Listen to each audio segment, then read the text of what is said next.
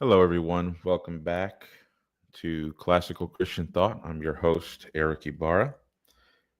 If I can get a couple of sound checks that would confirmations that you could hear me, and I'll see it on my phone.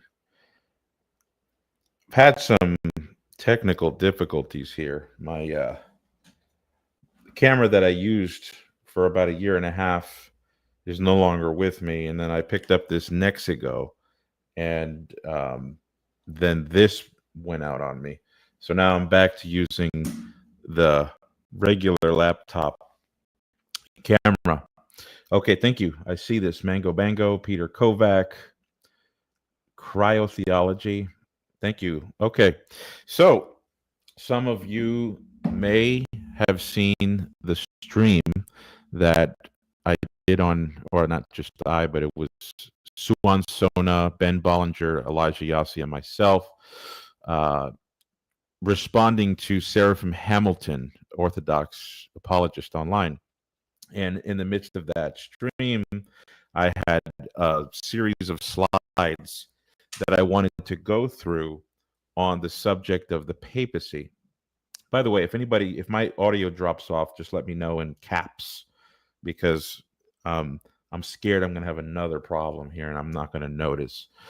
So yeah, I wanted to do a stream going through the slide presentation on the issue of the primacy of Rome in the first millennium, answering some of the things that Seraphim Hamilton had said, also answering some of the things we've been hearing online.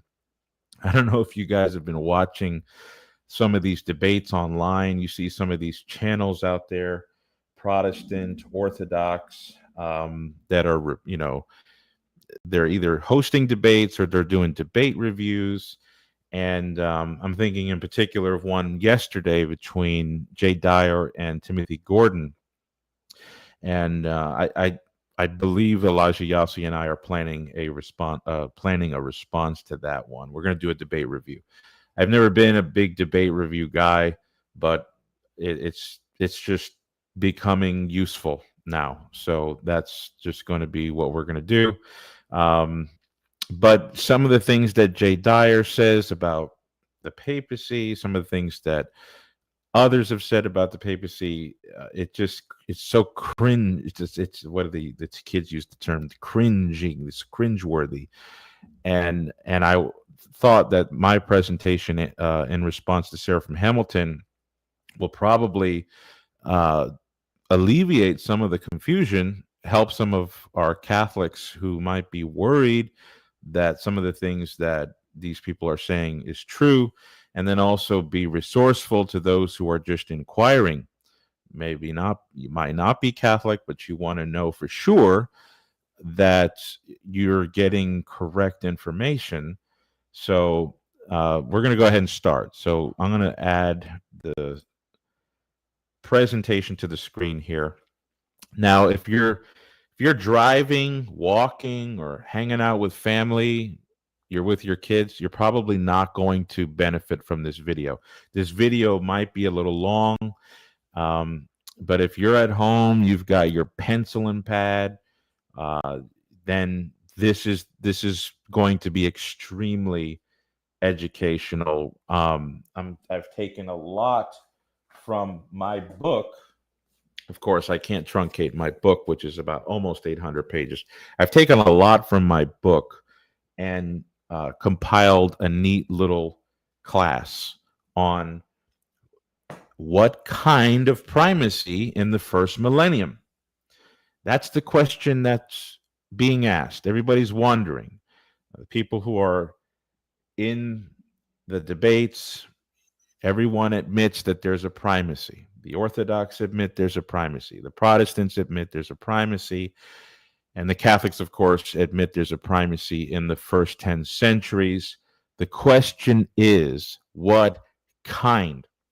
What we often see is people saying, well, if it's not Vatican I, boom, Catholics are off the table.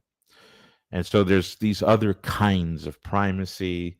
that get explored and offered and presented. But do we really have anything on the internet that really goes through the data slowly? I'm known for my slow pace. I know it gets a lot of people upset. People have made a lot of fun of me for this, but this is just how I am. I don't know. I wish I could change it, but it's just not. I just can't change it. Is there anything going through the data real slowly and carefully, along with scholarship? And not just Catholic scholarship, but scholarship from even perhaps hostile dispositions on the question, or who could be somewhat close to what we would consider the theoretical, unbiased perspective. And that's what I'm going to provide today. So let's get into the next slide, and I will show you the outline of what I intend for this class. Okay. So you should see 11 topics. And in these 11 topics, what we're going to see is that the kind of primacy that existed, that was proclaimed, that was claimed, that was understood, accepted, rejected, resisted, contested, and then acclaimed freshly once again over and over, that kind of primacy is actually only conformable to what we see defined at the councils of Lyons 1274, Florence 1439 to 1444, and the First Vatican Council 1870. A lot of people online are always stuck on that Vatican I 1870, Vatican I 1870. But I don't know if my audience is aware of this. I'm pretty sure most of you are. There was a decree on the nature of the primacy of Rome in the 13th century. One of the reunion councils with the Greeks, Lyons 1274, a confession of faith made for the emperor. Believe it's one of the Pelagianuses. I can't recall off the top of my head his first name. And in that decree, a profession was made as to the nature of the Roman primacy, its origin, its dominical source in Christ the Lord, who spoke to Peter and gave him plenitudo potestatis, full power, right? To govern, teach, lead, shepherd, pastor, and rule the church universal. Then something else comes up at the Council of Florence, where the Greeks and the Latins went back and forth on a formula confession of the nature of Roman primacy. And in there also, once again, it is reiterated that a full power potestatis, universal auctoritas, was given to St. Peter from Christ, and is enjoyed, possessed, exercised by his successors until the end of time. So we see that's already 13th century, right? 15th century. We've already got tons of material. So by the time you get to Vatican I in 1870 and the 19th century, you've got more implications from those already standing monuments in the Catholic dogmatic tradition. So that's what we're looking for. We're looking for, in the first millennium, is the primacy that we see there conformable to Lyons, Florence, Vatican I, and whatever other decree you'd want that comes from a legitimate magisterial exercise. So the first thing is going to be Pelagianism. We're going to look at Popes Innocent, Zosimus, and Augustine. The second thing is going to be the Council of Chalcedon and Pope Leo the Great. The third, Symmachian controversy. This is a small little papal rivalry at the end of the 5th century going into the beginning of the 6th between Pope Saint Symmachus and his rival to the papal throne, Laurentius. The fourth, the formula of Hormisdas, the famous formula that we all know. We've been talking about it. It's been online in the East-West debates for some years now. The fifth, we're going to look at Pope Vigilius.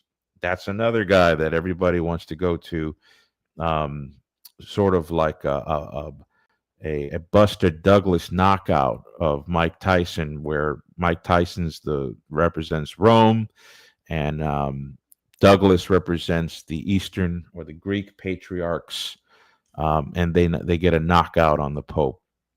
And then number six, Gregory the Dialogist. We call him Gregory le Grand in the West, the Great. And seven, Lateran Council 649. That gets talked about. I know Sarah from Hamilton brought that up. We're going to look at Popes Theodore, Martin, Maximus the Confessor, and the African Church. Okay, the eighth is going to be the Sixth Ecumenical Council, Constantinople 681, and Pope Agatho. The ninth, Pope Hadrian I, Nicaea 787, and Nicephorus, Patriarch of Constantinople, and a head of a monastery that was prolific in his defense of the images, Theodore the Studite of the Studite monastery in Studium. And then the 10th is going to be Pope Leo III on the issue of the first see is judged by no one. And the last thing we're going to talk about is the Photian Synods, because that came up from Sarah from Hamilton. And I think it's worth talking about because a lot of people go to the Photian Synod to talk about how you can survive just fine being outside of communion with Rome. And also the Filioque was condemned. This is not going to be a Filioque stream at all, but we'll touch on it towards the end. Okay, so let's go to the next slide. All right, so this is going to be Pope Saint Innocent I, Saint Augustine, the councils of Milevy and Carthage, 416, and the condemnation of Pelagianism. We're going to talk about that. Now, let me see if I can get myself out of here so that way I can get the screen looking better. Hold on. Remove from stage. I don't want to do that because then I'll get out. What happens if I do this? No, I don't want that. Okay. Let me change it back. No, don't want that. Bear with me, friends. Bear with me, friends. There we go. I don't need to be in the presentation. You don't need to see me for this. I might remove it so that I can talk again like this. But for now, let's just stick with the full screen. All right. So let's talk about, let's talk about this Council of Carthage and Milevy. All right. So for Pelagianism, you guys have heard of this monstrous doctrine, Pelagianism, and how it was condemned in the 5th century, early 5th century by the popes. It gets talked about at the Third Ecumenical Council, the Council of Ephesus 431. It's briefly touched on. You could read this in Richard Price's translation with commentary by Thomas Grauman in Liverpool University Press's translation of the Acts. But Pelagianism began with a fellow by the name Pelagius, and he had some followers with him, principally one named Celestius. And these two chaps traveled pretty widely from west to east. And there were some synods that were held in the East after they left Africa, because they spent some time in Africa, and they were accused of heresy. At least Pelagius was, Celestius was as well. Different time, but the same idea. And when they went to the East, there were some synods held because people from the West happened to be around there and they knew who they were. And so some of these Eastern synods wrote to the Africans telling them about Pelagius and Celestius. And Augustine tells us about these letters and what the Africans decided to do in consequence. I'm going to read to you Augustine's rehearsal of that and what they did in response. So this is going to be an epistle from St. Augustine and Alypius, who's also a saint in the church, by the way, written to St. Paulinus of Nola, and this is how he recounts the situation. Quote, after a letter had reached us from the East, quite openly pushing the Pelagian heresy, it was now our duty not to fail the church in any way by any episcopal authority whatever. Accordingly, reports were sent on this matter from two councils, those of Carthage and Milevy, to the apostolic chair, the apostolic see. We also wrote to the late Pope Innocent, in addition to the reports of the councils, a private letter in which we dealt more fully with the same question. To all, meaning to all of the petitions to him, to all he wrote back, to us, in a manner that was right and proper for the pontiff of the apostolic see. Okay, so that's we're going to close quote right there. So what we see here is Augustine is saying that the way that the condemnation of Pelagianism started is it started with obviously identifying Pelagius and Celestius as professing false doctrine. But really, it started to ratchet up when the Africans, after they had already rejected these guys, were getting reports from the East that their error was spreading in the East. And so once they got that notification, Augustine says that all the Africans got together and said, that's it. We cannot treat this on a regional level anymore. Right? That's what Augustine says right there. He says, we cannot deal with this just by any episcopal authority, whatever, meaning the episcopates of Byzacena, Milevy, Carthage, Numidia, all the grand churches in the north eastern African side.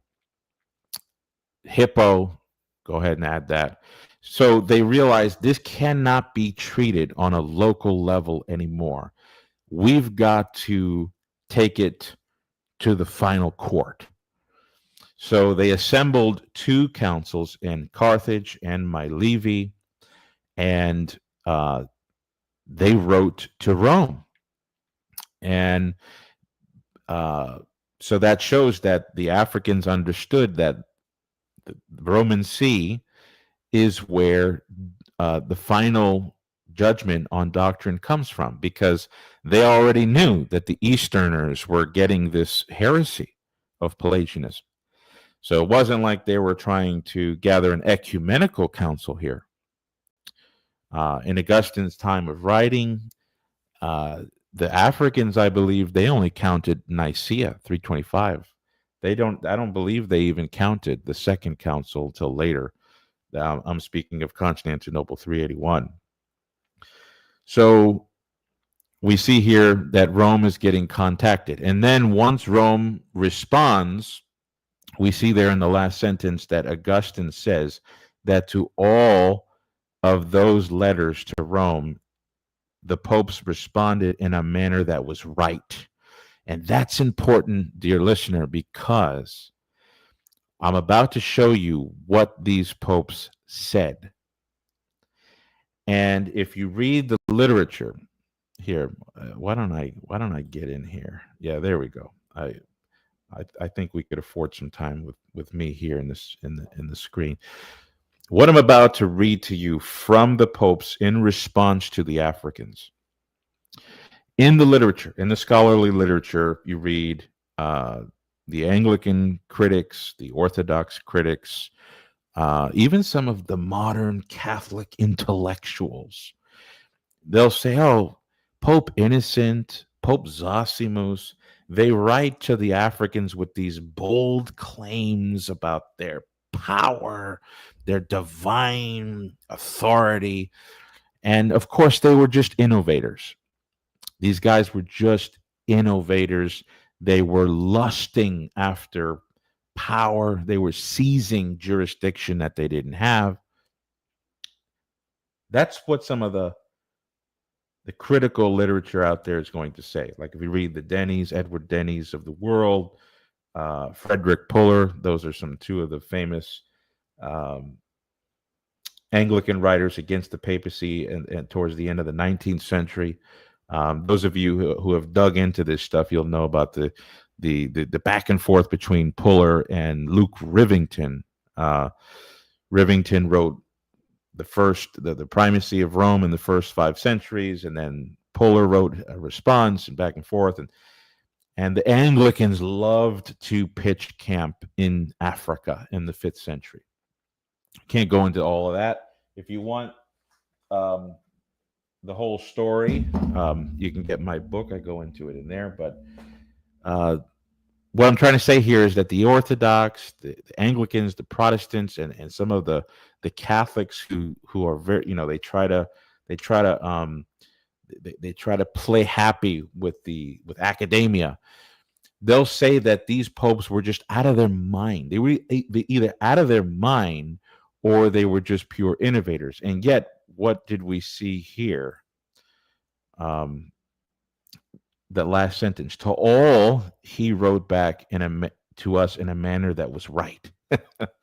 So the question is, was it right? Are the claims that we're about to read from Pope Innocent and Zosimus, and that's going to answer Sarah from Hamilton's question as to what kind of primacy. It's going to answer all of our questions. Was it right? Most of the academics who dive into this that I've seen, who are not Catholic, they tend to give commentary against the legitimacy, and yet Augustine here says that it was right. So that's important to keep in mind. All right, so let's look at what Pope Innocent wrote back to the Council of Carthage. Remember, Augustine talked about 2 councils that wrote to Rome, Carthage and Mylaevi. This is what Pope Innocent responded to. This is how he responded. Okay. Quote, in inquiring about those things which should be handled with all care by priests, and especially by a true, just, and Catholic council, by preserving, as you've done, the example of ancient tradition, and by being mindful of the discipline of the church, you have truly strengthened the vigor of our religion, no less now in consulting than before in passing sentence. For you decided that it was proper to refer to our judgment, knowing what is due to the apostolic see. Since all we who are set in this place desire to follow the very apostle from whom the very episcopate and whole authority of this name has emerged, following whom we know how to condemn the evil and to approve the good, so also you have by your priestly office preserved the institutions of the fathers, and have not spurned that which they decreed by a sentence not human but divine, that whatever is done, even though it be in distant provinces, should not be ended until it comes to the knowledge of this see, that by its authority the whole just pronouncement should be strengthened, and that from there the other churches, like waters proceeding from their natal sources, and flowing through the different regions of the world, the pure streams of an uncorrupt head should take up what they ought to enjoin, whom they ought to wash, and whom the water, worthy of pure bodies, should avoid as defiled with uncleansable filth. You also show your concern for the advantage of all, and that you ask for a decision which may benefit all the churches of the world together, so that the church, being established in her rules and confirmed in this decree of just proclamation against such errors, may be unable to tolerate those men. Close quote. All right, so this is how Pope Saint Innocent I, a saint venerated in both Catholic and Orthodox churches, this is how he responds to the Africans. And the first thing that you're going to notice from this quotation is that he's a man of tradition. He's a man who commends the Africans for following the ancient tradition and institutions of the fathers. By his own words, he represents himself as a man following his spiritual ancestors. Doesn't give off the vibe of a man who is an innovator. Okay. And he commends the Africans for getting together in a synod, which shows that the synodal formation of regional churches is an ancient tradition. But look at what he says. He says, before they passed any kind of final sentence, they understood that it was proper to refer to the judgment of the apostolic chair. And then he begins, so right there, it shows the concept of a hierarchy. The African episcopate, even those meeting at councils, Carthage, which was a supra metropolia of the African church at the time, these regional areas, they knew that they can only cover Africa. They can only protect Africa from the Pelagian error. But like Augustine said, it was getting Eastern flow. They were hearing about the Pelagian heresy in the East, and so they realized that this needed to be a universal matter. And so where do they go? They go to the apostolic chair. And we know that the Pope understood that his pronouncement would not just cover the Roman Patriarchate. It's not just going to cover the West, the Italian peninsula in Africa. If you read that last sentence there, and in the middle, he says that what comes from Rome in terms of an authoritative judgment is universal in its parameters. Universal in its parameters. So we see that when the Africans want a doctrinal error to receive not just a regional anathema, but a universal anathema, they go to the court in the Apostolic See of Peter. And then notice what Pope Innocent says about the nature of this authority. He says that it's not just human but divine. In other words, what Innocent is talking about here is not ecclesiastical law that was created by the church. I know Seraphim Hamilton in his interview with Jonathan with Roots of Faith talked about how there is divinity in the ecclesiastical customs that are developed and created and even freshly enacted in the post-apostolic jurisprudence of the church, and that's true. Okay, but what we see here, there's the divinity versus the humanity that Innocent is contrasting, goes beyond that. Okay, because he's talking about the apostolic origin of Rome coming from Saint Peter. He says in the middle there, the whole, the very episcopate and the whole authority of this name has emerged from Peter. Okay, that is a striking claim to make. He's talking about something that stretches all the way back to apostolic times, that the episcopate itself emerged out of Peter. And I've talked about this at length in other places. I've written about it in my book. It's a motif that Cyprian talks about. It's picked up in Pope Leo the Great at length. But the idea here is that the divine government of the church has this universal head in the Apostle Peter, and obviously his throne in Rome inherits that.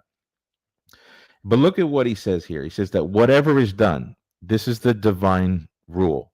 Whatever is done, even in the most farthest provinces, even in the most remote regions, when it comes to doctrine, it should not be ended until it comes to the knowledge of this see, so that by its authority, the whole just pronouncement might be strengthened. Now, notice what he says here, because this is one of the early claims to papal infallibility.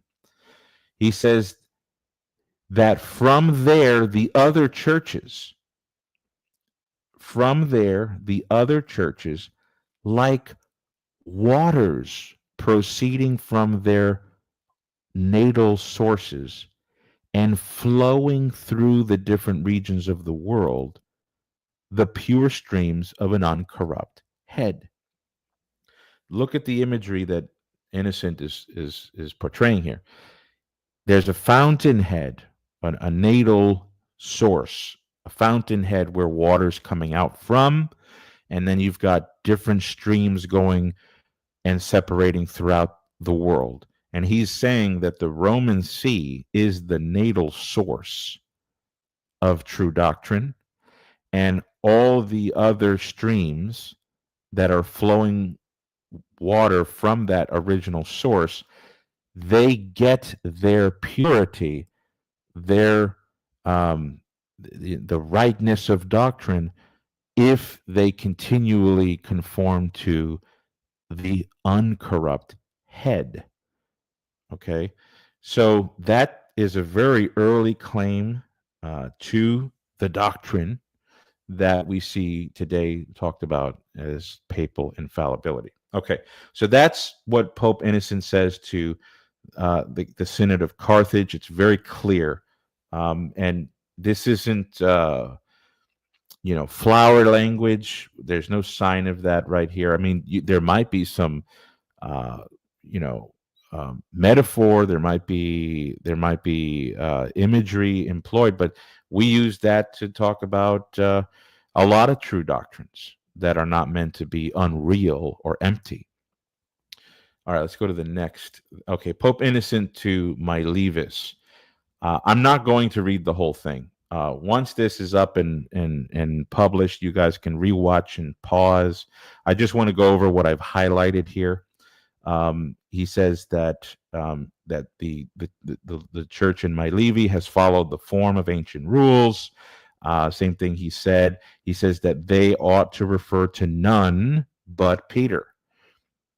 So he makes an exclusivity to Peter, and this isn't just some ethereal, vague, abstract referring to Peter. It's talking concretely about their letter to Rome. Right, ought to refer to none but Peter. And then he says it's the author of their name and office. Okay. Then he says that it would benefit all the churches in common throughout the whole world, showing again that Pope Innocent does not believe that a judgment on doctrine in Rome only has Western dimensions. For him, this is a universal matter, and it doesn't have to wait for anything else. Yeah, okay. So that's what he wrote to the Synod of Milevis. All right, so let's look at some of the scholarship. Okay, Dom John Chapman. Okay, one of the patristic scholars in the He wrote towards the end of the 19th, going into the 20th century. This is what he says about these two letters. He says, quote, "The least that we can gather from these," the two letters, "as to the Pope is that he has more grace than just two provincial councils, my levy in Carthage, and that while the judgment of these is braved by the heretics, the authority of the apostolic chair, founded on Scripture, will strike terror into them and perhaps convert them. The Africans ask for an authoritative condemnation by the Pope of those doctrines which they had themselves condemned." Let me pause there, because Sarah from Hamilton did ask in his interview with Jonathan from Roots of Faith, where in the first millennium do we see people looking to Rome to condemn something universally, definitively? Well, let's unpause. The Africans ask, John Chapman says, for an authoritative condemnation by the Pope of those doctrines which they themselves condemned, in order that the evil may be entirely cut away. They imply the view that we shall find more clearly exemplified later on, that their decision was strictly binding only in Africa, while that of Innocent would have an ecumenical force. Close quote.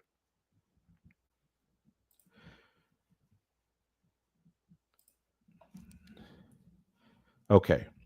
Another quotation from a scholar back in the 19th century. I know some of the listeners, oh, Eric's quoting from scholars back then. Just hold your horses. Hold your horses. All right, let's look at what Father Paul Botala, a Jesuit in the 19th century, what he has to say.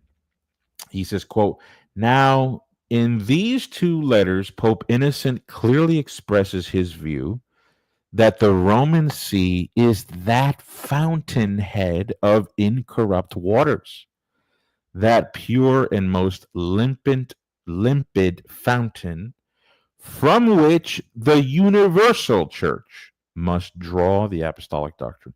And therefore he orders that all affairs of importance, and principally all controversies of faith, should be referred to his see." What is the meaning of this, if it be not a solemn proclamation of his infallibility? Close quote. I agree with Father Botala. There's really no other way to understand what Innocent was claiming. All right, a modern scholar. Whew, right? Well, he's Catholic. Father Brian Daly is a Jesuit. Eric, you're appealing to Catholic scholarship. Hold your horses. We'll get to the Orthodox. We'll get to the Protestants. This is what Father Brian Daly says, who, by the way, yes, he is a Catholic, but he is widely referenced and cited by Orthodox and Protestant scholars, mainly on Christology. But it just goes to show you that they understand that this man is the real deal. Any Orthodox who's in the scholarship on church history, the history of Christian thought, they're not going to dog this guy. Okay, so let's see what he has to say. Quote, "Pope Innocent I articulated this new understanding." All right, so let me pause there, friends and family and listeners. Here we're starting to see a Roman Catholic. I believe he might be Eastern. I think he is. He is a man of the West and the Western Rite, Roman Rite. Here's a Catholic, a scholar of today. You see this leaning that, like, Pope Innocent is talking about something new that originated with Innocent. Like, Innocent is the one. Pope Innocent is the one who's guilty, right? Pope Innocent is guilty of creating this new understanding of Roman authority. So just be aware of that, okay? But you recall, my dear listener, that Augustine didn't say it was new. He said that everything that Pope Innocent wrote back was right and proper. It always dawned on me, why wouldn't we listen to the contemporary chroniclers? Right? If you're going to ascertain whether a claim or a belief in the 7th or the 5th or the 4th century is new or old, why would you trust there just being a lack of documentary evidence before that? Why don't you also listen to the reliable testimonies in the same era that comment on it? And when you look at the contemporary authors that describe Pope Innocent's replies to the Africans, they all say he did the right thing. He was exercising his ancient privileges. Okay, anyway, let's go back to what Father Brian Daly said.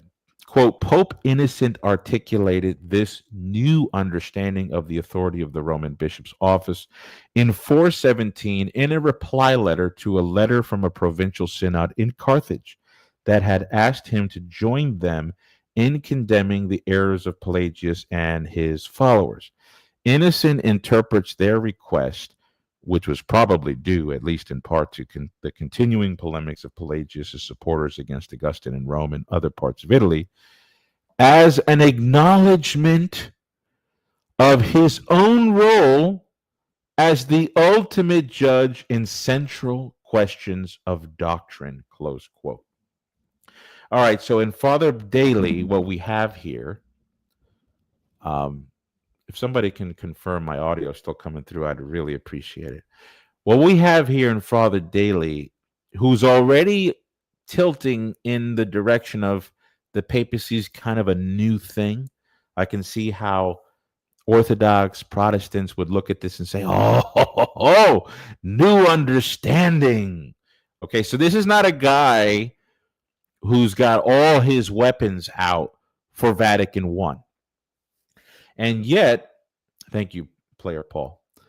And yet, thank you, Quasar.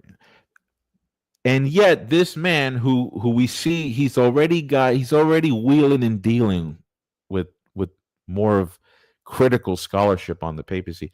He still admits that what Pope Innocent is claiming in that last sentence there that's highlighted in yellow, his own role as ultimate judge.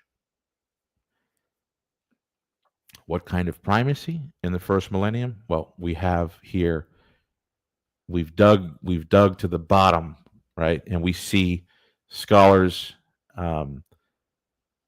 describing what Innocent claimed to be as one of infallibility and supreme supremacy on doctrine. All right, finally, a non-Catholic. This Trevor Jalan. He wrote what is my favorite book on the papacy, The Church and the Papacy, a historical study. Trevor Jalan. He was the vicar of St. Thomas. St. Thomas More? No. St. Thomas the Apostle in Oxford, the church there. He was vicar of. He was an Anglican. Wrote several books. But this is what he has to comment on in the issue between Innocent and the two African synods. Quote, he says, it has been said that the African churches of this period upheld the old conciliar constitution of the church. We must, however, at the same time take account of certain signs of a conviction in some measure shared by the Africans with the rest of the church, that if a local decision, in this case on a point of doctrine, was to possess universal validity, it must in some way be supported by a verdict of the Roman See. It is difficult, therefore, to admit the fairness of those who have alleged that in his reply, Innocent deliberately distorted these letters by interpreting them as appeals to his doctrinal magisterium of his see. Against a purely African decree, there might always lie an appeal to some other council. Innocent, it seems, was invoked precisely in order that the matter might be settled once and for all. Omnibus una. Close quote. All right. So Trevor Jalan, he sees it. And look at this. This is a man. His book on the papacy was actually not originally a book. These were actually a series of lectures that he gave in the 1940s at Oxford, the Bampton Lectures, traditionally delivered at Oxford University. Those speeches became the lectures that he gave. That was compiled into this book. But notice that Trevor Jalan, he picks up on this habit that he no doubt was aware of by his fellow English kinsmen about how Innocent was twisting things up. Like he should have the Africans were just writing to Rome to just get another guy on their team. It's like when you add, if you got a gang of 4 and you're going to fight a gang of 5, you go find another guy to join your gang. A lot of the Anglicans like to reduce this whole scenario of the African synods getting Rome to participate in the anathema of Pelagianism as kind of like that. And Jalan exposes that. He says it is difficult to admit the fairness. It's not fair. My fellow Englishmen, well, I'm not an Englishman, but my English friends, my Anglican friends, I used to be able to say fellow Anglicans. It is not fair. It's not a fair reading of Pope Innocent, to see him as innovating, twisting, misinterpreting. No, he's right in line with what the Africans were themselves were saying. Edward Denny, the famous Edward Denny. He wrote his book Papalism in 1912. It is often referred to by our Orthodox friends. It's interesting. The Orthodox love to rely on Anglican critiques of the papacy. All power to them. I'm not trying to stop them from having recourse to that. So this is what Denny has to say about what we read in Pope Innocent I. He says, quote, Innocent in his replies to these synodal letters makes, it is true, great claims for his see. He treats the carefully worded application of the African bishops as if it were a reference by them of the whole question to his judgment, and that they so acted because the institution of the fathers, decreed by them, not of human but of divine will, that whatever is done in the provinces, however separate or remote, they should not account concluded until it had come to the knowledge of this see, that every righteous finding might be established with its whole authority, and that all the churches might take from thence that what they should teach, just as all the waters move from their native fountain. Innocent must have known that his assertion was erroneous. Let's pause there. Here's another instance, the unfairness that Trevor Jalan was pointing out before. See, a guy like Edward Denny, right? He's a Cyprianite, if you want to call him that. He loves the ecclesiology of Cyprian, equal bishops across the board, therefore the Church of England is justified. So when he reads the claims of Pope Innocent, he doesn't see in them, oh, this is just, excuse me, this is just Pope Innocent appealing to, a flowery language or a valid primacy that's just underneath Vatican I, something tolerable to ancient Greek sources, etc., etc. No. He says Innocent must have known that his assertion was erroneous. My dear listener, Denny here is calling Saint Innocent, Pope Saint Innocent, a liar. Okay? Let's unpause and continue reading what he says. Innocent must have known that his assertion was erroneous, Then he quotes from Henry Milman, The History of Latin Christianity. Quote, upon the mind of Innocent appears first distinctly to have dawned the vast conception of Rome's universal ecclesiastical supremacy, dim as yet and shadowy, yet full and comprehensive in its outline. Of the advantages he thus possessed, he made the utmost use, and it is only owing to the fame and power of St. Leo, who soon after succeeded to the bishopric of Rome, that the part he, Innocent, took in originating the papacy has not been fully recognized, close quote. Edward Denny is accusing Pope Innocent of making great claims for his see, claims that he knew were not right, that were abuse, okay, abuses of his authority, seizing authority that didn't belong to him. Edward Denny, following Milman, says that Pope Innocent, what we see in Pope Innocent is the dawn of Rome's universal ecclesiastical supremacy. Not as clear, he says dim as yet and shadowy, but full, no less, comprehensive, no less. And then he says that people gravitate to Pope Leo as the origin of the medieval papacy. But it's only because Leo is so famous that people have not recognized that it was already there and Innocent in the beginning of the 5th century.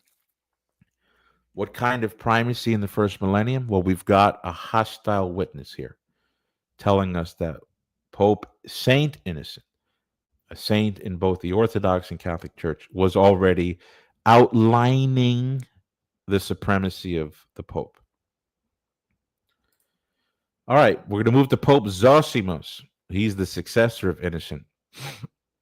And some of you who have studied the African conflicts, you'll know that eventually Pelagius, it was either Pelagius or Celestius, made his way back to Rome and was able to talk the Pope into sort of like a almost like rescinded, but didn't rescind the judgment of Innocent on Pelagianism. Not Pelagianism, but on the person, Pelagius and Celestius. And the Africans were a little outraged at that. Well, there was a dispute about this. The Africans were very unhappy to hear that Pope Zosimus did his own little interview with Pelagius or Celestius, I can't remember, and found that he doesn't actually believe in the Pelagian error. And so Zosimus says, wait, we need to just kind of we need to put this court back in session here. I'm not making a final decision yet, but it sounds like from what Pelagius or Celestius is saying that they are not truly guilty of the error that hitherto has been condemned by my predecessor, Innocent. So the Africans write back, and there was a little bit of a debacle there. So Pope Zosimus writes back to the Africans with a little disappointment, and he wants to remind them about who they're talking to, who they're dealing with, and this is how he does it. Let me share the screen. Pope Zosimus to Aurelius of Carthage.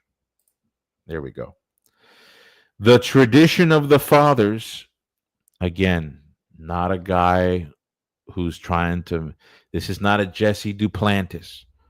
This is not Oral Roberts or Joel Osteen trying to bring the newest thing to the scene. Zosimus is a man of tradition, just like Innocent. Anyway, back to the text. The tradition of the fathers attributed such great authority, auctoritatem tantum, to the apostolic chair that no one would dare dispute its judgment, and has preserved this for all time by canonical rules. Up to the present. Oh, let me hit pause there. Eric, he talks about canons. You see, he says canonical rules. This is church tradition, not something divine from Peter. Let's let the man finish. Okay. He goes on. Up to the present, through these laws, ecclesiastical discipline gives due honor to the name of Peter, from whom it also derives. The ancient canons assigned this great power to the apostle from the very promise of Christ our God, so that he might loose what was bound and bind what had not been bound. A like condition of power has been given to those who have merited the inheritance of this see with his assent. For he has, along with the care of all the churches, above all, the care of this see, where he sat. He permits no wavering of its privileges or its teachings, because he has made its foundation firm by his name. It cannot be shaken. No one may assault it except at his own peril. Since, therefore, Peter is the source of such great authority, tante auctoritatis, he has confirmed the zeal of all our predecessors who came after him, so that the Roman Church is strengthened by all laws and discipline, both human and divine. So great is our authority that no one can reconsider our decision. Close quote. Okay, so you see here what Pope Zosimus is claiming. Yes, he refers to canons. Yes, he refers to the rules of the church, but he's rooting those things in the assignment, in the commission of Christ to Peter. Is very obvious here. He's telling the Africans, hey, guys, this is who you're talking to. They needed a reminder. Okay. Now, here is a Protestant professor of history at the Southern Baptist Theological Seminary. Yes, I think that's in Louisville, Kentucky.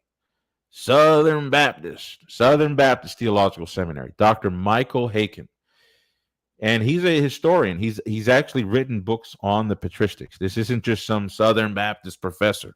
This is a guy who has weathered the storms of doctoral studies and is highly esteemed in the Protestant world. In fact, I think he's terrific in many ways. This is what he says, commenting on Zosimus's letter to the Africans. Let me put the full screen here so you can see. There we go. Quote, as Walter Ullmann has pointed out, this letter of Zosimus marks a key step forward on the road to the papacy. The episcopal power of the Bishop of Rome, the phrase such great authority, occurring no less than 3 times in this short text, stems ultimately from the Apostle Peter, which he derives from Christ's promise to him in Matthew 16, 16, and 18, to loose what was bound and bind what had not been bound. Such juristic power comes to the Bishop of Rome, since he is the heir of Peter. And since in Roman law, there is a juristic continuity between the deceased and the heir, he's pulling from Ullmann's scholarship there, Peter is still living, acting, and exercising solicitude in the person of the bishop.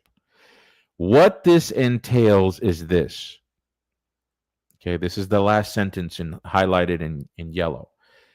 What this entails is this: due to the patrinity of the Apostolic See of Rome, no one can question decisions made by its holder. Close quote.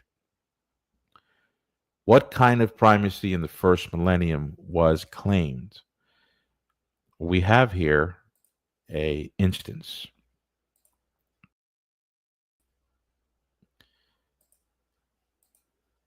I'm trying to get my face back on the screen.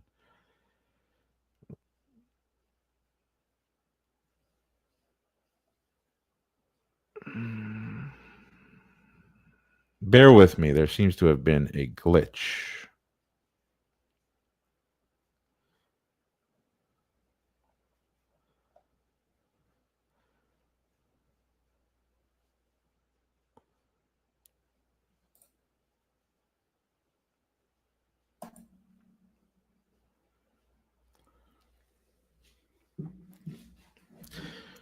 Not sure if any of you can hear me or not, but bear with me. I've got what appears to be a frozen screen. I'm going to give it a second here.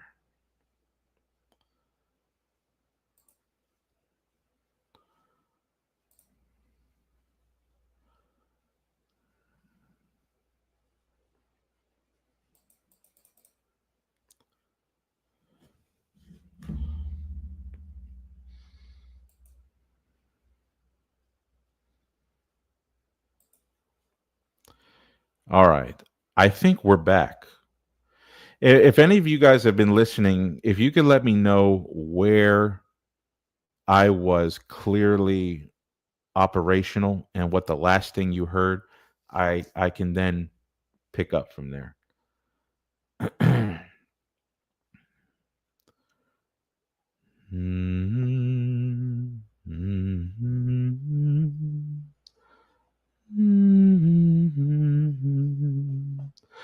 I'm not okay. You was clear and everything about that. Okay, cool. All right, so I'm just going to proceed. So we see Michael Haken, Southern Baptist. He doesn't have a Southern accent, by the way. I've listened to him lecture. He's an intellectual. He's an academic. Anyway, you see what he says here about what Zosimus is claiming. Zosimus is a saint. Okay. All right. Let's continue on. All right. Pope Boniface the First. He's actually the successor to Pope Zosimus. This is what he had to say about the nature of the Roman primacy. We get another clear statement. Thank you, Misael Hernandez. Appreciate that. Okay, let's read what Pope Boniface the First says. He's also a saint, by the way, in the Orthodox and the Catholic Church. This is what he says, quote, "The universal ordering of the Church at its birth took its origin from the office of Blessed Peter, in which is found both its directing power and its supreme authority. From him, as from a source, at the time when our religion was in a stage of growth, all churches received their common order. This much is shown by the injunctions of the Council of Nicaea, since it did not venture to make a decree in his regard, recognizing that nothing could be added to his dignity. In fact, it knew that all had been assigned to him by the word of the Lord. So it is clear that this church is to all churches throughout the world as head is to the members." Let me hit it. Let's hit pause there. We've heard from guys like Jay Dyer and other figures. Oh, it looks like my screen froze again. Huh. My. Let me see. Let me close some of these other windows. Bear with me, audience. Bear with me. It may be clear from your angle. Mine is cold as ice. Just bear with me. All right. It looks like I'm back. Well, anyway, I want to talk about headship, right? Boniface just said that the Roman See is head to all the churches. And we've heard from guys like Dyer, Ubi Petrus, head. They said that Meletius of Antioch was head. They said that Athanasius was the head. They appealed to Alexandria. They went here. They went there. Everybody was ahead. Look at what Boniface says the nature of this headship is. I'm going to hit the unpause button where he says the world throughout the whole, that this church is to all churches throughout the world, as head is to the members, and that whoever separates himself from it becomes an exile from the Christian religion, since he ceases to belong to its fellowship. Close quote. So you have here a claim by Pope Boniface claiming exactly what Seraphim Hamilton was complaining. Well, he wasn't complaining, but he was saying that the medieval popes were making these very binding decisions that you got to be in communion with the Apostolic See, and if you're not, you're out. Well, um, this is a claim right here by Pope Boniface I in the 5th century, right? I think so. All right. What does scholarship have to say? Henry Chadwick. Everybody loves Henry Chadwick. The Chadwick brothers. You can't go wrong with the Chadwick brothers. I've read Owen Henry. This is what he says. And if any of those who don't know who Henry Chadwick is, he's one of the most elite scholars in the English-speaking world in patristics and church history. Anyway, here's what he says.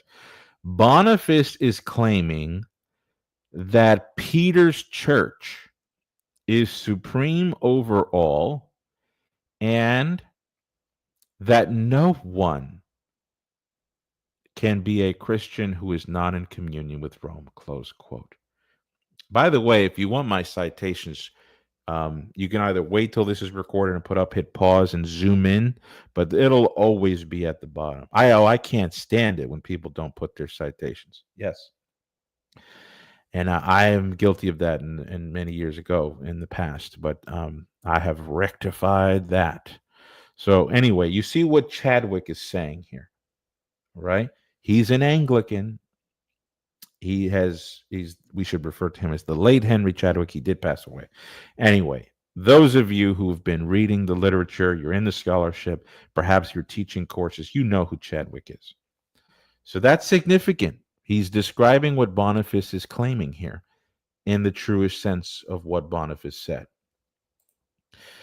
What about an Orthodox scholar? What does he have to say about what Boniface says? I would make my screen back into the big screen, but I find that when I did that, that may have been the catalyst of my computer freezing. So I'm going to have to keep it this way. Hopefully you guys can read what Professor Dumitru Popescu says. This is a Romanian Orthodox scholar. He did pass away in 2010. He was a doctor he got a doctorate in theology from the University Institute of Bucharest, and he was awarded as honorary doctor by the Faculty of Orthodox Theology in Alba Iulia. He is, I did see what looked like a memorabilia to him at the Romanian Orthodox Patriarchate website. Not a lot of what he's written is translated into English, but he was prolific in Orthodox theology. He taught, lectured, obtained fantastic degrees in church history, Orthodox theology, participated in Roman Catholic and Orthodox dialogue, and a lot of people see him as kind of like following in vain of the famous Dumitru Staniloae. Anyway, this is what Popescu says about Boniface, the one we just read, and Chadwick gave his commentary. This is what Popescu says. Quote, Boniface goes even further in biblical justification of the primacy. He declares that the rights of the See of Rome derive from the prophecy made by the Lord. The Church of Rome is the head of all churches, Whoever separates from it separates from religion. Of course, Boniface said the Christian religion, but you guys get it. Peter, Popescu goes on, Peter has been placed by Jesus as the foundation of the church. In asserting this, Boniface considered himself sovereign over also Illyricum, and he afterwards affirms that no one can enter the kingdom of heaven without the intervention of Peter, who is the gatekeeper. The Roman Church is heir to Peter, and supremacy in the church has nothing in common with the Council of Nicaea, which did no more than take note of this primacy enjoyed by the Bishop of Rome. In other words, Nicaea didn't give Rome her primacy, it just recognized it. Boniface's exegesis, Popescu says, which goes beyond the synodal theory of primacy, is repeated by Pope Celestine, another saint in the Orthodox Church. In his letter, in Celestine's letter, to the bishops of Illyricum, he says that the words addressed to Peter oblige him to concern himself with all the affairs of the church. We find this exegesis also in St. Leo the Great. Close quote. All right, so we have an Orthodox scholar. He contributed to it was a book compilation of articles edited by James Puglisi for the Liturgical Press. In that, his article, Popescu's article, Papal Primacy in Eastern and Western Patristic Theology. This is what he says about Pope Boniface. He doesn't go to flowery language. He doesn't go to some that oh, this is just a synodal leadership. And now he even recognizes that in his understanding, Boniface is already way past violating the synodal theory, which in his mind is an Orthodox ecclesiology. So this is what we have here in Saint Boniface. Okay. Now let me just say something else here. I don't know if I'm going to come back into the screen. One of the things that I've wanted to make clear, and this is something that Elijah's made clear in our stream on intellectual Catholicism, is that Seraphim Hamilton, when he talked about whether the East rejected something in the 11th century that it beforehand had accepted, that's an important question.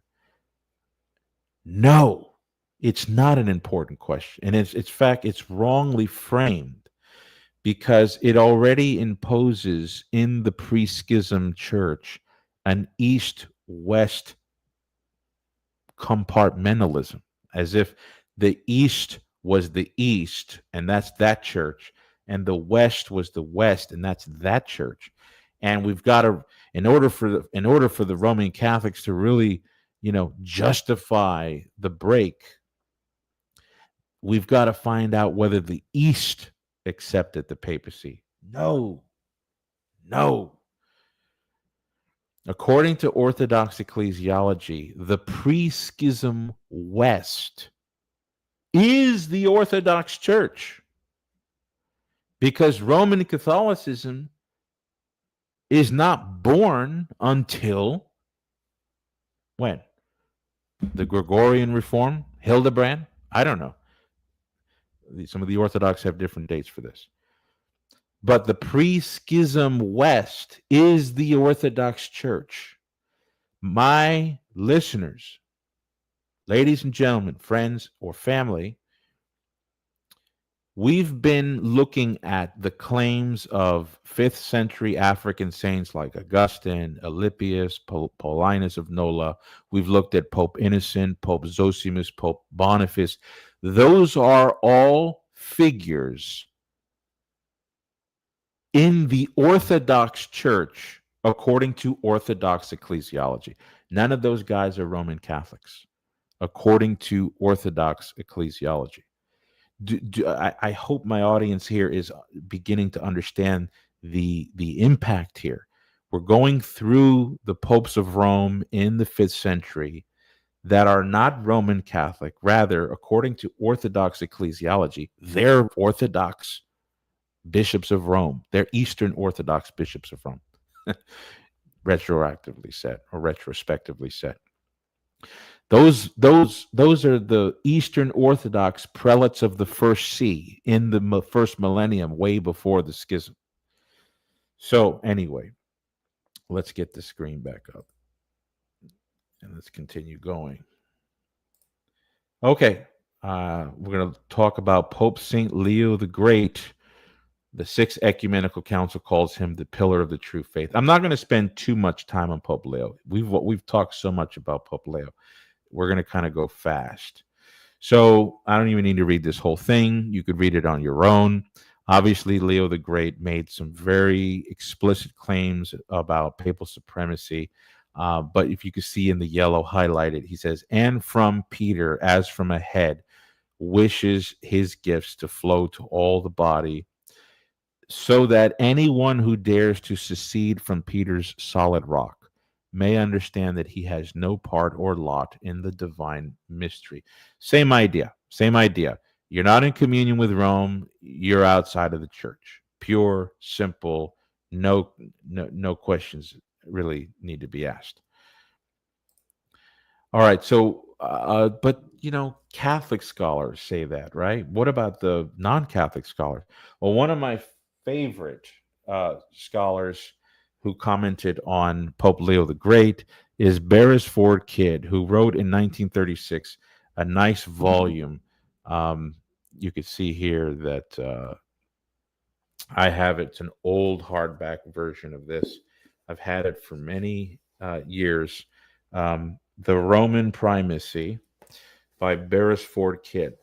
Anyway, let's see what he says about Leo the Great, because Kidd, he was an Oriental guy. I mean, he wasn't Eastern, but he loved he loved Oriental studies. He wrote books on the Eastern churches quite a bit.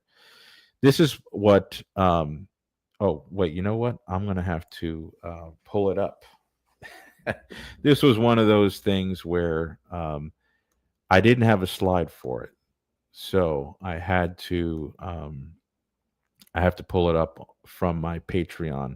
I wrote an extensive article on non-Catholic historiography of Pope Leo the Great.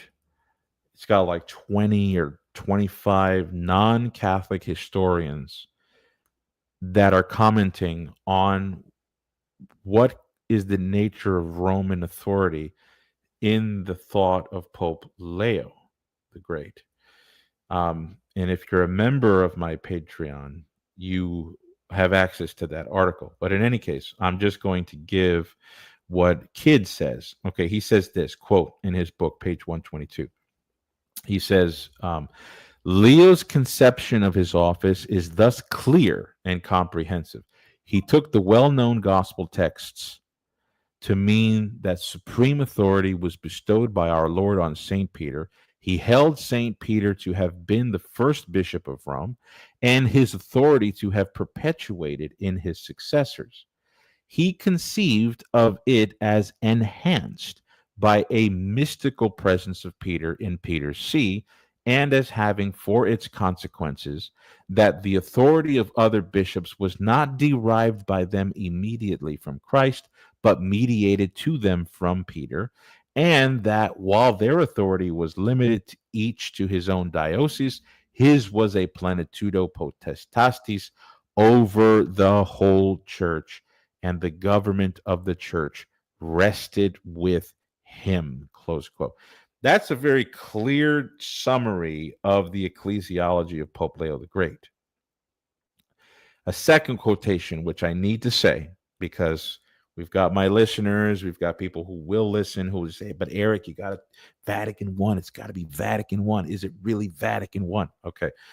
Beresford Kidd, this is what he says on page 153. He says, quote, the Petrine theory, as finally put into shape by Leo, was no doubt held in good faith. So Beresford Kidd departs from his Anglican colleagues that want to call these popes innovators. That's good. He goes on, held in good faith, and as the only guarantee of unity. The theory has undergone, this is what Kidd says, the theory, the Petrine theory, has undergone little modification since Leo's day. All the other elements of the Leonine theory have remained and are found, they are to be found, set forth by the Vatican Council in 1870.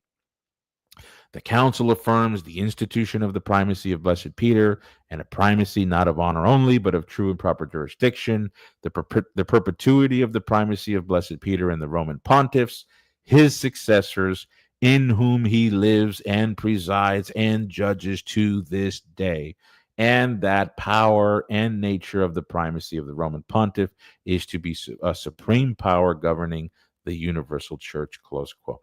Okay, anyway, so you can see here that Beresford Kidd, when he reads Leo the Great and he reads the Vatican Council, he sees little to no modification between the two claims of papal power. Not a Catholic. In fact, his book is largely aiming to try and dispel the historicity of what Leo is saying, but he nevertheless honestly admits what Leo is saying. And for that, I am grateful. In my debate with Ubi Petrus, Denny Sellen, I mentioned two Orthodox historians who also recognized this. Actually, three, if we add Father Georgios Florovsky. If you could look on the screen, I will quote myself. I hate to do that, but I thought this was going to save me some time. Please forgive me. This is what I said, quote, Vasily Bolotov, a 19th century Russian Orthodox scholar and a great church historian, according to Father Georgios Florovsky, states that in Leo the Great, all the Roman prerogatives of supremacy are to be found exactly as they have been since defined by the Council of the Vatican, close quote. Another 20th century Russian Orthodox academic, Archbishop Theodore, some people say Theodore Podzizky, who contributed notable works on the Church Fathers to the Moscow Theological Academy, said that the ecclesiology of Vatican I can be deduced from Leo's system by purely logical means. He also stated that juridical immunity and papal infallibility, while logically deducible in Leo, was manifest in his successors, Popes Gelasius, Hormisdas, and Agatho the Great, each venerated by the Orthodox Church. Okay, so we've got Beresford Kidd, Protestant. We've got Bolotov, Russian historian. He's Eastern Orthodox. We've got Father Georgios Florovsky, obviously Orthodox. And we've got Fyodor Podzizky, Archbishop Podzizky in the Russian Orthodox Church. Podzizky was canonized by the Russian Orthodox Church outside of Russia. He was an opponent. He suffered under communist Soviet Union. He was an academic, a patristic scholar, but also he's venerated as a saint in Rokor. I want to make I don't want to read this whole thing here, but I know in the chat some people were talking about Richard Price, how when he was on Reason and Theology. We hear this all the time now. Father Richard Price, when he was on Reason and Theology, shocked the hosts. He said that the East didn't believe in the Roman primacy. You can find exactly what Price said in my own book that was already published by that time. Anyway, I don't need to get into it. So Michael Lofton asks Price in one interview, and if you want to know which interview it is, just look at the bottom. Michael says, I'm curious to see your commentary on Pope Agatho's letter to Emperor making papal claims. Now, I don't want to get into Pope Agatho. We're going to get into Agatho later. But what Price says here is important because it has bearings on Leo and Chalcedon. Price says, oh, yes, well, I mean, that is not untypical. Rome does not write to Constantinople saying, I hear you are gathering a great ecumenical council. I would request this, that, and the other. Rome says, we have spoken, and the task of the council is the opportunity of the rest of the church to accept and acknowledge papal teaching. The same is true at Chalcedon. Sorry for my terrible English accent. My wife and kids think I'm terrible at accents. I know I am, so please forgive me. Probably shouldn't have done that. Anyway, Father Price admits that when Rome addresses the ecumenical councils, Rome doesn't say, "Hey, let's we'll be another player on the team, or we'll be the chief and the captain of the team, and let's get this thing going." No, even Price admits that Rome consistently always told the councils, "This is what the dogma is," and it's just the council's job to make an imperial formula for everybody to read it and everybody to sign, and let's get that whole enchilada going. So, and he says this is true at Chalcedon, which means Price believes that Pope Leo the Great did not believe in what today is called conciliarism or Eastern Orthodox ecclesiology. Price here is saying that Pope Leo the Great, who the Sixth Ecumenical Council calls the pillar of faith, is a papalist. That's just what he says, guys. All right. Father Alexander Schmemann, one of my favorite Orthodox theologians in the 20th century, he says this, and we're still talking about this era of the 5th century, principally Pope Leo the Great. Schmemann says, quote, the theory of the power, potestas. Let me pause there because I know in the years past when I've had disputes with some of my Orthodox friends, including Ubi Petrus, and when he started making the claims that, the Latin word that describes Roman jurisdiction is auctoritas, not potestas, a lot of Orthodox picked up on that, and they were, poking and prodding, auctoritas, not potestas. Anyway, that whole dichotomy between those two words, or the great grand distinction between those two words, has been dispelled, right? I mean, my friend Wesley Chambers wrote an article on his Substack to kind of expose that whole thing. But in any case, I find it interesting that Schmemann here says that the whole theory of potestas, so we're not even dealing with auctoritas here in the first place. Anyway, let's get back to what Schmemann says. He says this: the theory of the power of the Roman primate was openly proclaimed in Rome in the era of the ecumenical councils. But the East, without ever really accepting it, see, that's his Orthodox side comes right in. This is kind of Father Price, modern scholarship. The East never really accepted it. Okay. But the East, without really accepting it until the 9th century, never once expressed its non-acceptance or rejection of it in any clear way.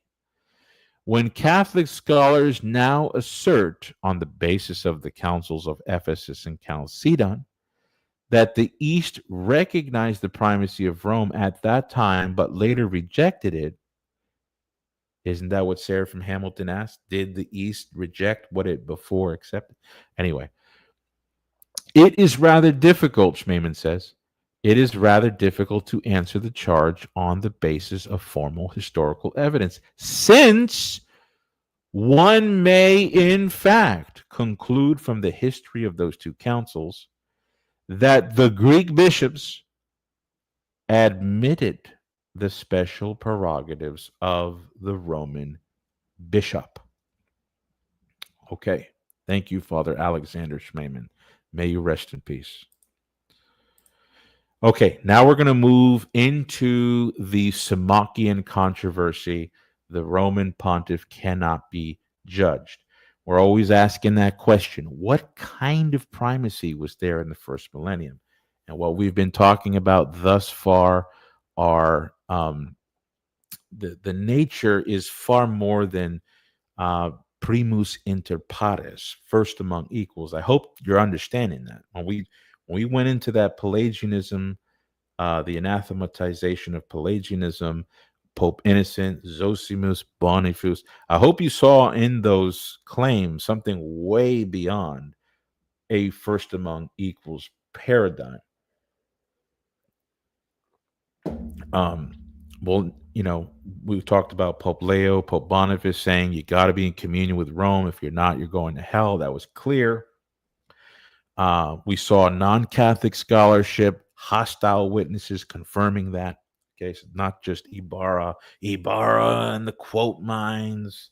Okay, we saw non-Catholic scholars, sober and passionate ones. Now we're going into this theme of what about the Romans? He cannot be judged. A lot of people think that starts in the second millennium with Gratian's decretum, medieval canon law. Nope, it's actually there in the first millennium, given to us by no less than Eastern Orthodox saints. And then we're going to talk about that. Symmachian controversy. Now, a lot of people don't know about this. It's not talked about quite a bit. But between the years 490, I think it's 498, 499, and 507, there was a dispute between two men to the papal throne. One was Pope Symmachus. He's a saint in the Orthodox Church and in the Catholic Church. And Laurentius, who was the rival. And so they went at it for some years through synods. They even pulled Theodoric, the king, and secular authority to try and resolve the matters in Rome. So when we talk about the Symmachian controversy, we're talking about Symmachus's claim to rightfully hold the throne of the Apostolic See and Laurentius's wrongful claim to the same. That's what we're talking about. Lasted about 7 or 8 years. Okay. And it's also famous because this is where we get some forgeries in defense of the theory that the Roman pontiff cannot be judged. And the Orthodox have loved to pitch tent here, talk about the forgeries. These are fake. They were completely artificially created. Oh my goodness, this was made up. Before we get all excited about that, okay, we need to understand that nobody at that time thought they were forgeries, except for the Laurentian party, who themselves were making forgeries. We won't get into that. There's a whole, if you want to read more about the Symmachian controversy, you can pick up my book. I go into it at length in there. You could also pick up John Moorhead, or no, John Moorhead. He's one of the top scholars on this particular issue, Symmachian controversy. In any case, these are Eastern Orthodox saints that they accepted hook, line, and sinker the claims of these forgeries. And they ended up concluding juridical immunity. That's what Archbishop Theodore Pawlowski said. Juridical immunity, the first C, the Roman pontiff cannot be judged by anyone. So that's what we're going to look at. That's what we're getting into right here. Okay. So if you want a long lecture on the history, you can go to my Patreon, look up The First See is Judged by No One. I have a 3-hour lecture on the history, the background, the saints, the texts, and everything. I cannot reproduce that here. But any of those who are listening who want to dig further, because I'm going to kind of breeze through this part, you can feel free to join and listen and enjoy. What I want to point out is a certain character at the time. He's a saint in both Catholic and Orthodox churches, Ennodius of Pavia. Ennodius of Pavia. He was a famous deacon, active during the time of the Symmachian controversy. Later, he became Bishop of Pavia. Anyway, he was one of the principal defenders of Symmachus, his side of the rivalry. And Brett Mulligan wrote a volume for Rutledge on the poetry of Ennodius. So Ennodius was a poet. He was a rhetorician. He was a man, immersed in the classics, all that stuff. But Mulligan, in his monograph on Ennodius, tells us about Ennodius's role in defending the Symmachian side of the papal schism in Rome. Okay, and this is very important. This is what Mulligan tells us about the history. He says, quote, "At the climax of the Symmachian controversy, Ennodius penned a lengthy pamphlet or libellus pro synodo that savaged critics of the fourth and final synod that sought to resolve the crisis surrounding the legitimacy of Pope Symmachus, in an attack that focuses as much on his opponent's rhetorical ineptness as on their theological failings. Ennodius refutes the charges circulating against Symmachus and the synod that refused to judge him.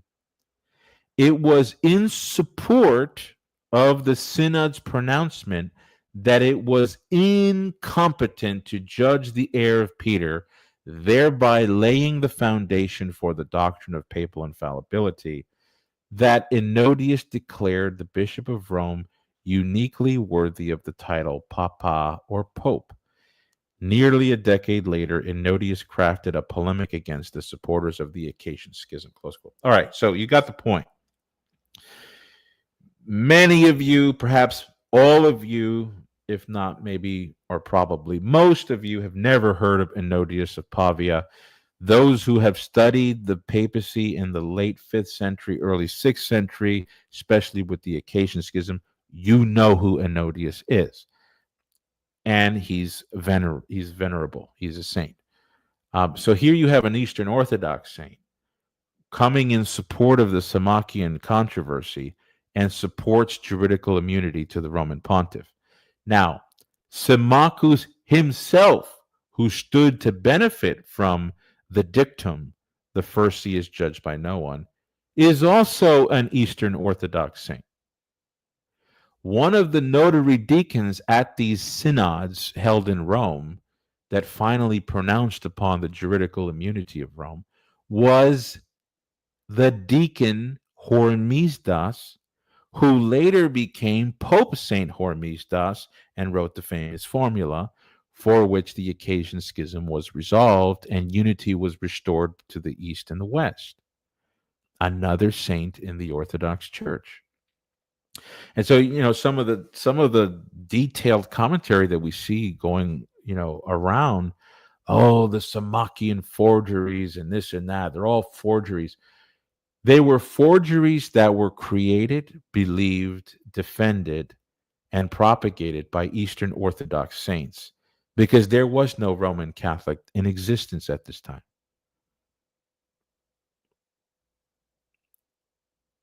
Just let that sink in. Okay, so what kind of primacy in the first millennium? We still got that question going, right? I hope it's getting clear. Now we're going into Pope Saint Hormisdas, following the Symmachian controversy. Now we're back into the wider dimensions of the East-West, the Acacian Schism. I don't want to rehearse all the history of that. Again, you can get my book, get the whole history of the Acacian Schism. Many of you guys have already been listening to some of the stuff online between the Catholics, the Orthodox. You're somewhat familiar with this. The formula of Hormisdas is a clear manifestation of Vatican I in the first millennium. And so this would be something embraced and absorbed into the Orthodox Church per their ecclesiology, because this is their heritage that we're talking about here. Now, from my perspective, I'm a Catholic, so I believe that this is a Catholic heritage. But on Orthodox, looking at Hormisdas, looking at Symmachus, Enodius, they're looking at Fortunatus, and Epiphanius and other characters that were involved in the resolution of the occasion schism. This is the Orthodox heritage for them. So this is high alert, guys. If you're Orthodox, these are your men. Obviously, as a Catholic, I believe they're ours, the Catholic Church. But for the sake of the argument, I'm making that point. Pope Hormisdas, one cool fact is that his son became pope later, as known as Pope Silverius. Oh, Mr. Ibarra, one of the popes had a son? That means he was married. Yeah, he was married before he became a deacon. Hormisdas became a deacon. He was already a father and had children. When he became a deacon, he swore to continence, or he was a widower. We don't know. Yes, he had a son. His son was named Silverius. Silverius is also venerated in the Orthodox Church. And Pope St. Silverius wrote an epitaph for his father on his father's death.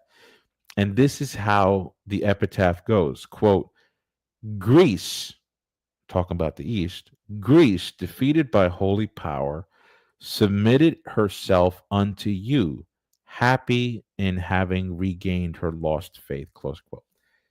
That is powerful. That is powerful. The occasion schism, you've got the Eastern patriarchs all flapping on Chalcedon. Now, I want to be fair. Not all of them did that. Some of them were waffling. They didn't explicitly go. Some of them defended Chalcedon. Okay, so I don't want to get into the details there. But by and large, the East was waffling on Chalcedon. Okay, and the formula of Hormisdas, which we know is a binding document requiring the East to submit to Pope Leo on the terms of the Petrine promise in Matthew 16.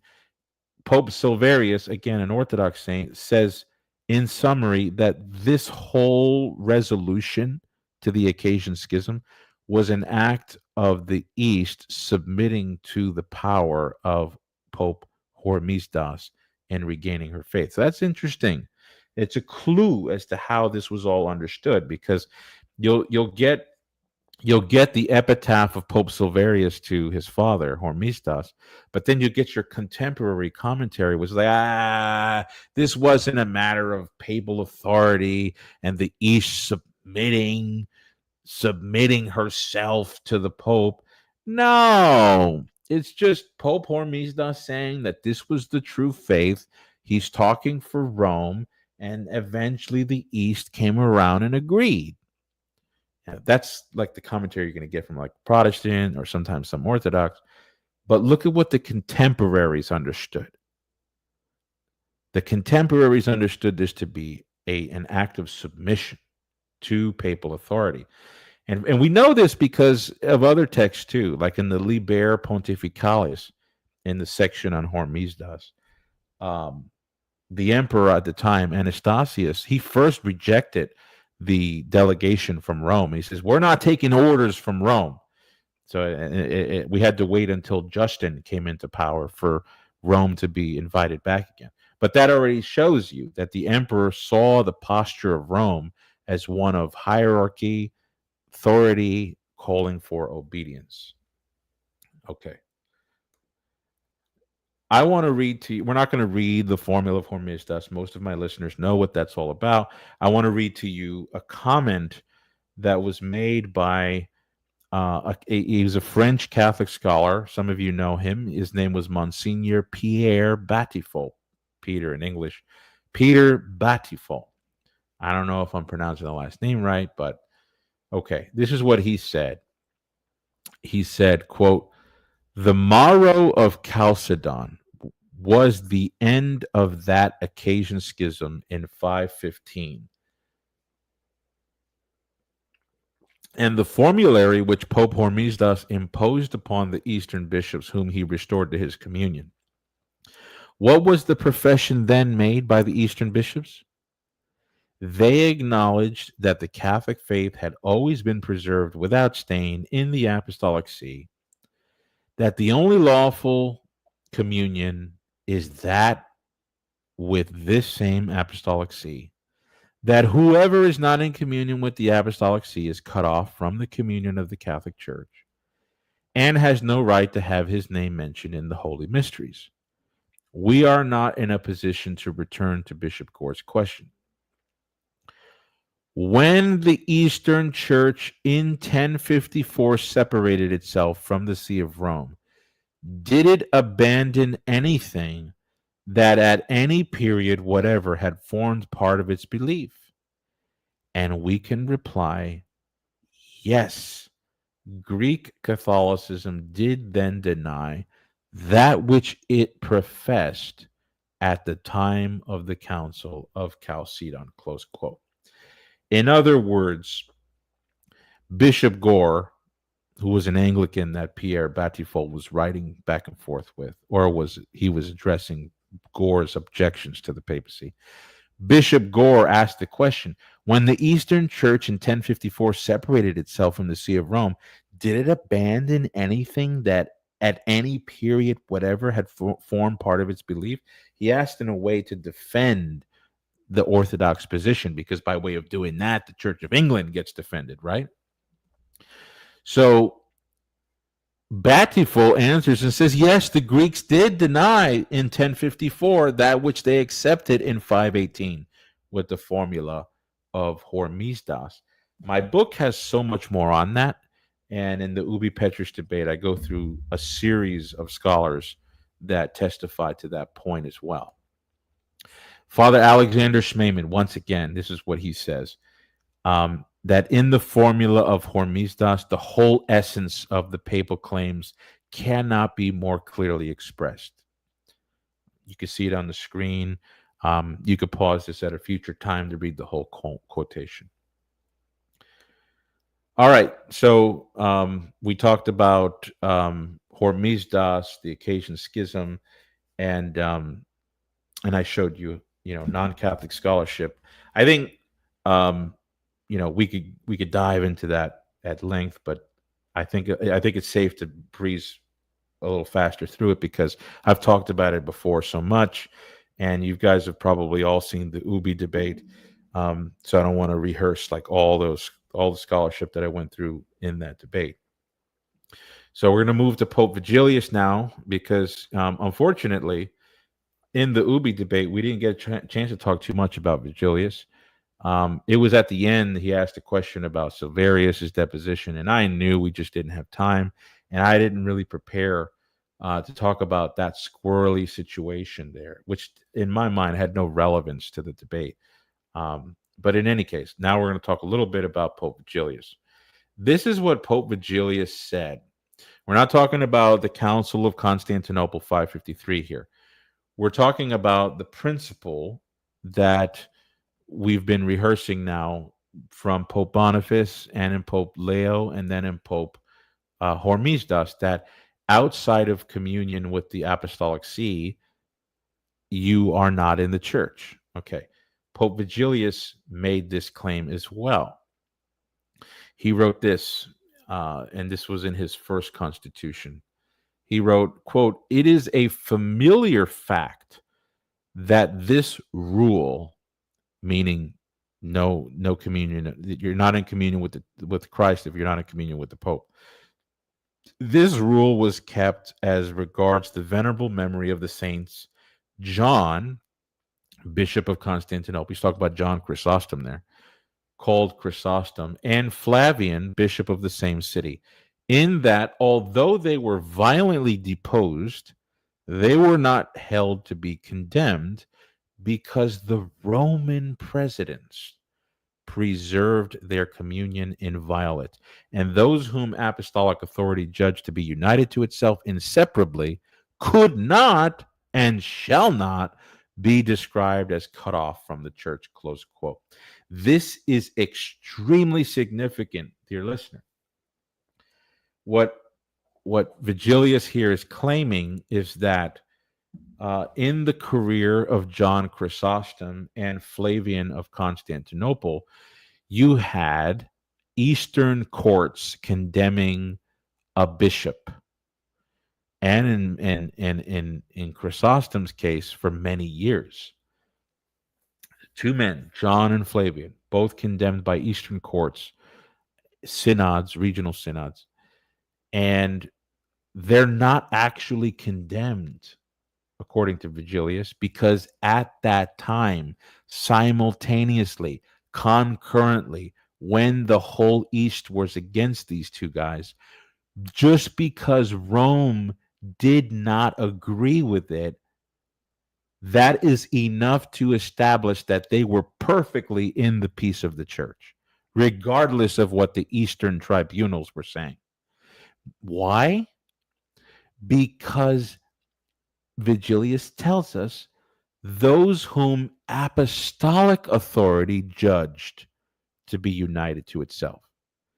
So here Vigilius is saying that the council, what is it called? The Council of the Oaks, or the Synod of the Oaks, that condemned Chrysostom, the Council of Constantinople, or the Council of Ephesus 449, that condemned Flavian, that is not apostolically authoritative without Rome.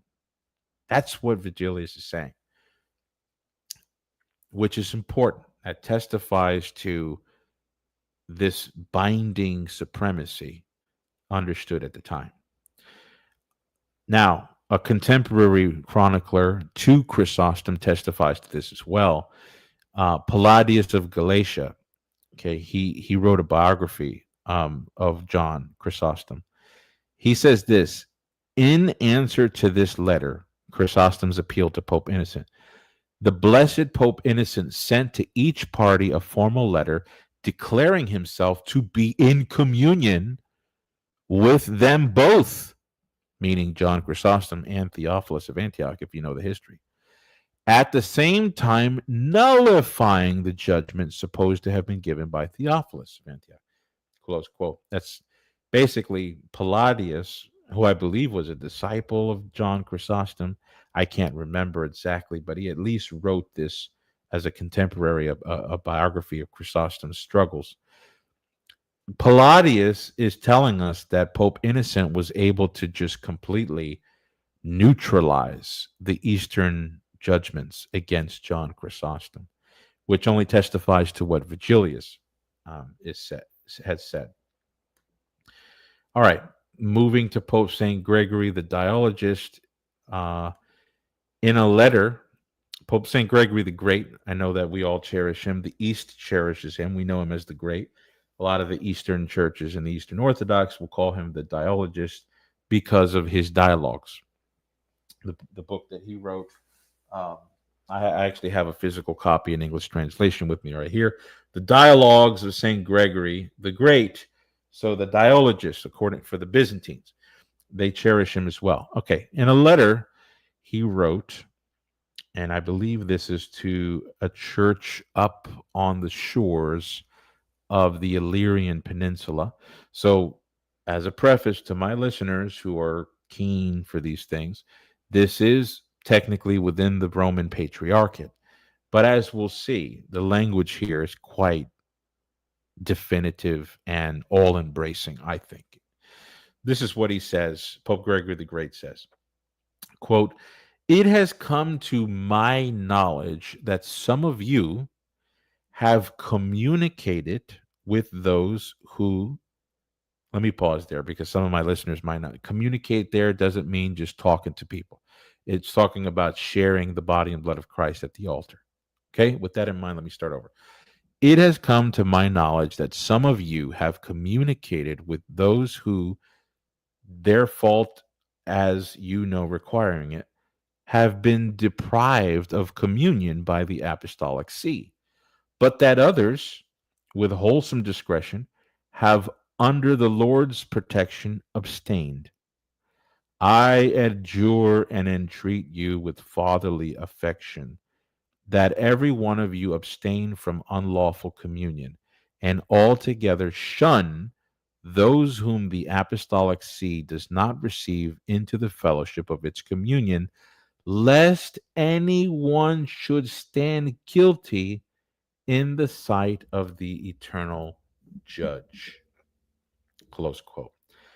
Pope Gregory the Great here speaks to the indispensability, I would argue, of the communion of the apostolic see. If you are not in communion with the apostolic see, you're going to stand guilty in the sight of the eternal judge. If you participate in the Eucharistic communion with churches that are not in communion with the apostolic see, then you are also guilty in the sight of the eternal judge, according to Pope St. Greg the Great. Okay? Now, there's a whole history behind this dispute, but what we see here is this all-embracing absolute exclusivity in Gregory the Great, no less, because what we hear from him all the time is, oh, he said that it's the precursor to the Antichrist, he who claims to be universal. I should probably do a presentation just on that, because that's such a widely misunderstood point. But nonetheless, the point here is clear.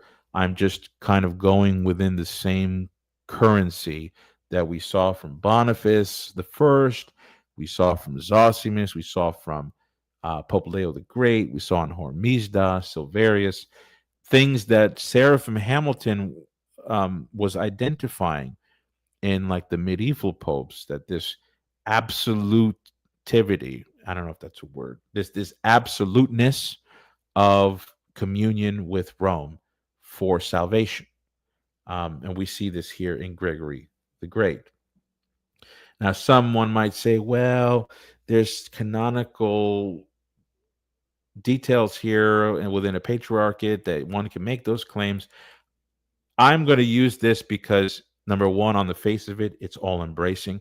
And when you add a lot of other material to Gregory, which I plan to do in the future, it becomes more clear that he's talking about everyone here, not just the Roman Patriarchate. All right, Council of Lateran, 649. A lot of my listeners are probably not aware of too much about this Roman Synod. It was held in Rome, but in Lateran Palace. It's called the Lateran Synod, 649. And Seraphim Hamilton had brought it up in his interview with Jonathan at Roots of Faith. And the idea was, well, Pope Martin, who presided at this council in 649, claimed that it was ecumenical, and nobody thinks it's ecumenical. Therefore, Roman Catholic ecclesiology is called into question by this. All right, well, we're going to go into a little bit about this council, and we're going to show how it proves the papacy. Let's get a sip of water. All right, so what is the Lateran Synod of 649? So there was an Eastern theological dispute. It had been going on for a long time. And really it stretches back to Chalcedon, the issue of two natures, one nature versus two natures. On it's called monoenergism or monothelitism, the idea that in Christ, in the incarnated Christ, there is one energy or one will or one activity. Well, as us Catholics and Orthodox know, the church holds that Christ has two energies, two activities, two wills, but it is singularized, you could say, in the personhood of Christ. Anyway, at the time, you've got Eastern bishops and patriarchs going back and forth on this question, and some of them finally commit to teaching that Christ has two energies and two wills. And certain people in the East are outraged at this. One of them is Saint Sophronius of Jerusalem, Patriarch of Jerusalem. Another is a series of monks headed by a man named Maximus. We know him as Maximus the Confessor. And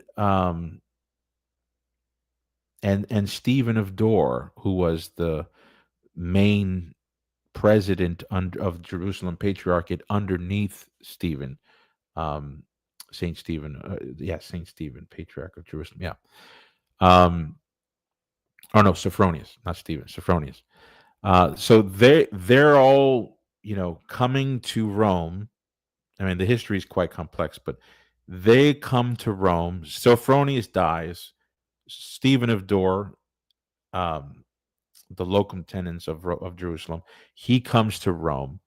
Maximus and the monks who are already leaving persecution from heretics and Arab persecution, they're coming to Africa and Rome. You got these Easterners who want monothelitism condemned once and for all. And so you have a similar situation that we talked about at the beginning of this discussion with Pelagianism, where you've got this error, this heresy that's coming out in the East, and the Apostolic See is sought so that there's, with the sword of Peter, an authoritative anathema put against it. So Pope Theodore and many Western bishops, mostly from Italy, Stephen of Dor, representative of Jerusalem, the monks under Maximus from Palestine, all gather in Rome in 649. And it's kind of styled like an ecumenical council. You've got this senatorial procedure that looks like it's mimicking the previous ecumenical councils. I think that's where some people get the idea that Martin, the Pope, it was convened by Pope Theodore, but he died in the interim, and it was concluded under the presidency of Pope Martin. Well, just because of the style, perhaps, and the fact that it was universally authoritative in the eyes of the popes, at least, that some people think, oh, look, they claim this to be an ecumenical council. As we're going to see, that's actually not the case. But in any way, at any rate, you get the context now. This is a Roman council. It's a local council. It's got people from the East, but no bishops from the East. No bishops from the East. Underline that. They're at this council, and the council condemns monothelitism, monoenergism. Okay. All right. So let's get back to the screen here, and let's see what we've got. So remember, I had said that this Lateran Synod 649 kind of parallels the anathema of Pelagianism, where you've got people from the East talking about the error, people in Africa talking about the error, and then finally they all go to Rome. Well, that's kind of what happens here in the Lateran Synod. You got men from the East, and you also have people from Africa at the council. And this is how Father Richard Price summarizes what's going on at this council. He says, and this is in his book, his translation. Let me put myself back on. I'm getting a lot of my material from Liverpool's publication, Price's translation and commentary, with Phil Booth and Catherine Cubitt. I've had the pleasure of having some email correspondence with them years ago. They've written on this 7th century context as well. But this is primarily where I'm getting the sources that I'm going to give you here. This is what Price says, quote, loyalty to Chalcedon and Leo was a constant theme of all the popes of this period who opposed imperial policy. At the time, the imperial policy was monothelitism. At the same time, papal intervention was founded on ideas of papal primacy and of the Roman leadership of the universal church. The appeal to this by the Palestinian monks, headed by Maximus, will have been an extraordinarily powerful one. In the 640s, Maximus wrote praising the authority of the Church of Rome and its power of binding and loosing. Stephen of Dor, from Jerusalem, his submission to the Lateran Synod spoke of Rome as a, quote, supreme and sovereign see which presided over all others and which derived its authority from Christ's grant to Peter of the keys of heaven. The letter of the primates of Byzacena, Numidia, and Mauritania, read out at the Synod of 649, has a particularly fulsome statement of the need for ecclesiastical decrees throughout the world to be judged and ratified by Rome, close quote. So you see how Price is kind of paralleling what I was already describing to you with Pelagianism. You had Orosius of Spain at the Synod of Diospolis in 416 in the east, in Palestinian regions, with Pelagianism. Augustine and African bishops get word of Pelagianism in the east, and then Augustine told us that councils were assembled in Carthage, Mylevi. Finally, Pope Innocent issued a judgment, right? Okay. Well, you have something similar here, and Price tells us these Palestinian monks, okay, headed by Maximus the monk. That's how his name is in the signatures of the sessions and the councils. Maximus the monk. These Palestinian monks, Stephen of Dor, representative of Jerusalem, and these primates of Africa, Byzantine and Media and Mauritania. And they're all coming to this Roman synod, and they're wanting Rome to pull the trigger to swing the sword of Peter against monothelitism. And Price here describes what I've been describing as well about the issue of authority. Now, in the second session of the Roman Synod of 649, Pope Martin the First, who's a confessor and martyr. He's venerated by the Orthodox Church. Again, from an Orthodox perspective, this man is a saint and a hero. This is what he says in the second session. He says, quote, and let me before I read this quote, it's very important to understand that what he's about to say is he's addressing a certain African man by the name of Victor. He's addressing the council about what Victor, primate of Carthage, had relayed to the council. Victor of Carthage came to the council and basically said, this error in Constantinople of monothelitism needs to be condemned by St. Peter and his successor. Okay, well, Martin's responding to that, and this is in the second session. Quote, Martin, the most holy and blessed Pope of God's Holy Catholic and Apostolic Church of Rome, said, in his synodal letter that has been just read, Victor, the most devout bishop of Carthage, has both made us aware of his ardent zeal in boldly arraigning and accusing before our apostolic see the outlandish innovation, and in using his letter to give us precise information about the protests of all Christians on its account, and the continuous groans of the devout bishops, alarmed to no small degree by the inventions and concoctions that Bishop Paul of Constantinople has ratified in opposition to the true faith, and also his humility in not presuming hitherto to treat him as excommunicate, but calling him fellow bishop until such time as he may learn of the judgment passed on him by our apostolic authority, which is to say, that of Peter, the head of the apostles, who alone, above all others, was deemed worthy to receive in trust from the King of Kings, Christ God, the keys of the kingdom of heaven, so as to open it deservedly for those whose belief in the Lord is orthodox, and to close it to all the unorthodox heretics who persist in their heresy. Close quote. Dear listeners, this is extremely significant. Little background here. Paul, who is that? Paul of Constantinople was a successor to another heretic, a monothelite heretic by the name of Pyrrhus. If you studied Maximus, you may have heard of his disputation with Pyrrhus that took place in North Africa.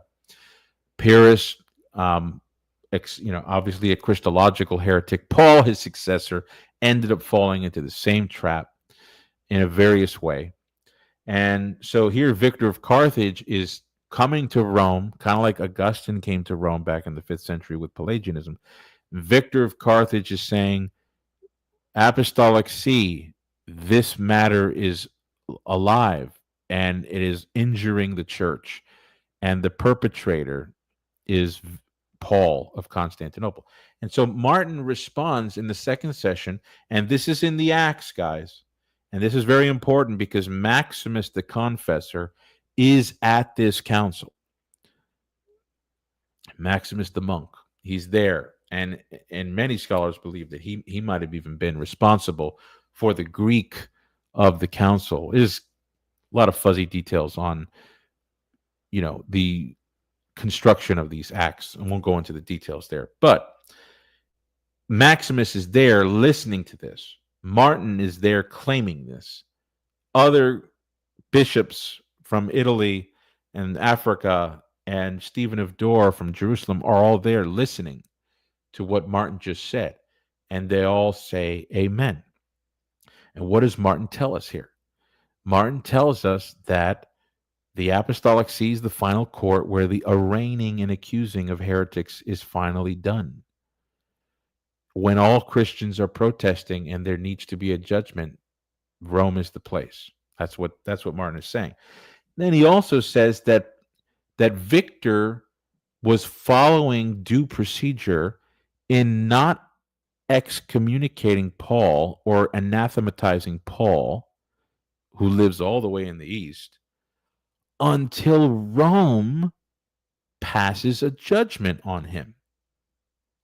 What does this demonstrate here? It demonstrates that these saints, these Christians, these churchmen in Africa, in the east, from Palestine and Jerusalem, they all see Rome as the final court where these judgments get passed. And it's binding for both West and the East. Otherwise, Paul would have to answer to a court all the way over there. Do you see? Then he says at the bottom, highlighted in yellow, that the authority is apostolic. The authority of the Pope is apostolic, and then he gives the nature of that. It's basically Peter's own authority, which was given and authorized by the King of Kings himself in the bestowal of the keys of the kingdom. Okay, this is what they believed, guys.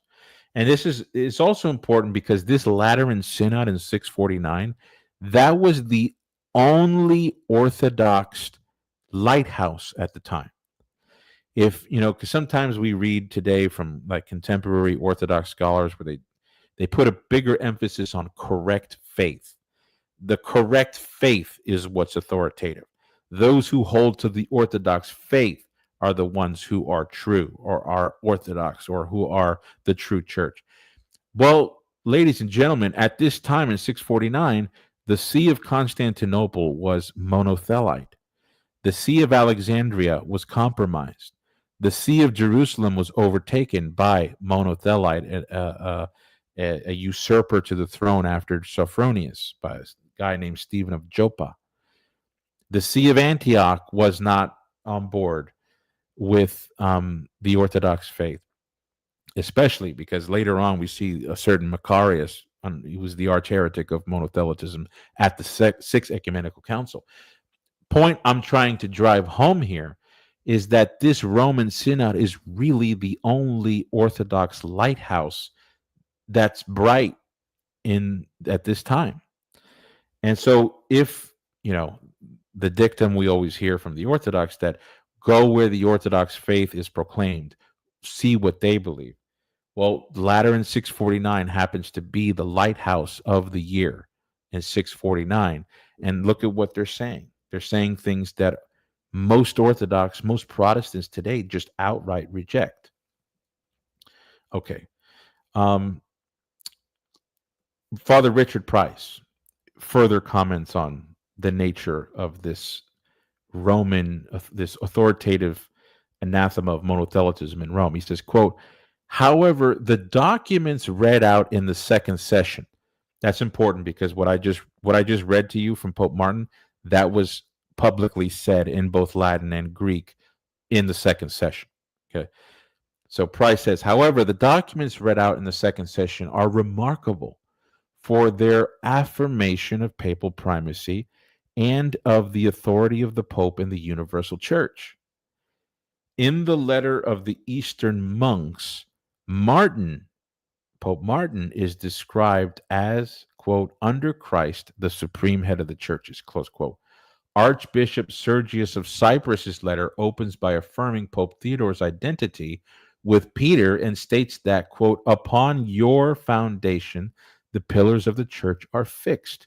You have been made destroyer of profane heresies as the leader and teacher of the orthodox and unimpeachable faith, close quote. Finally, Price goes on, in Pope Martin, that's what I just read to you, ladies and gentlemen, dear listener, that's what I just read to you.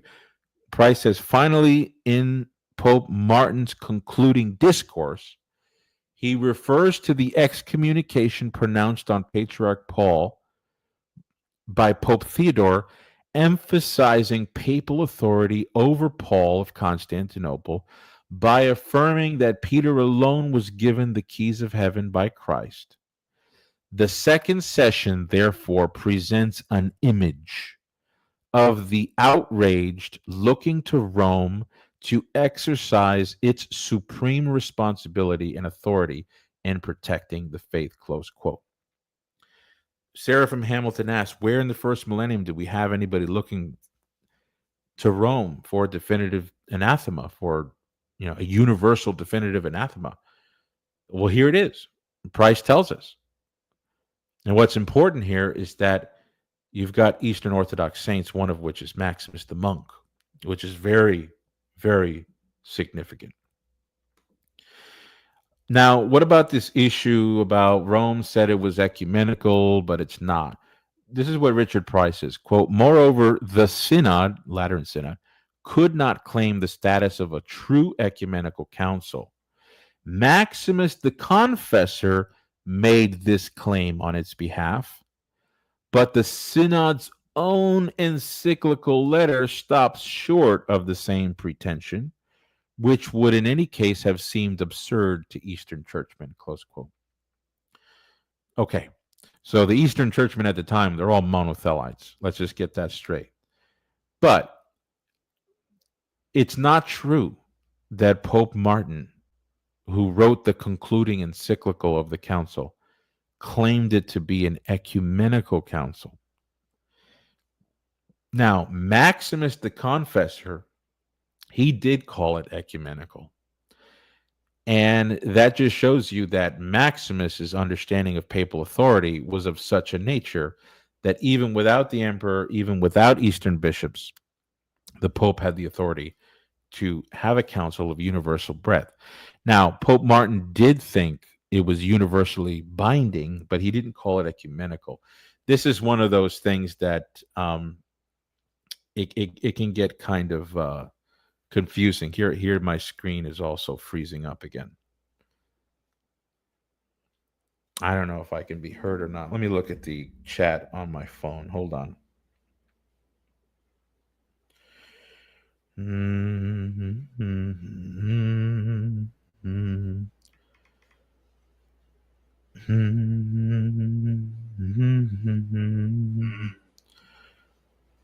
Okay, Christopher Tucker says I can hear.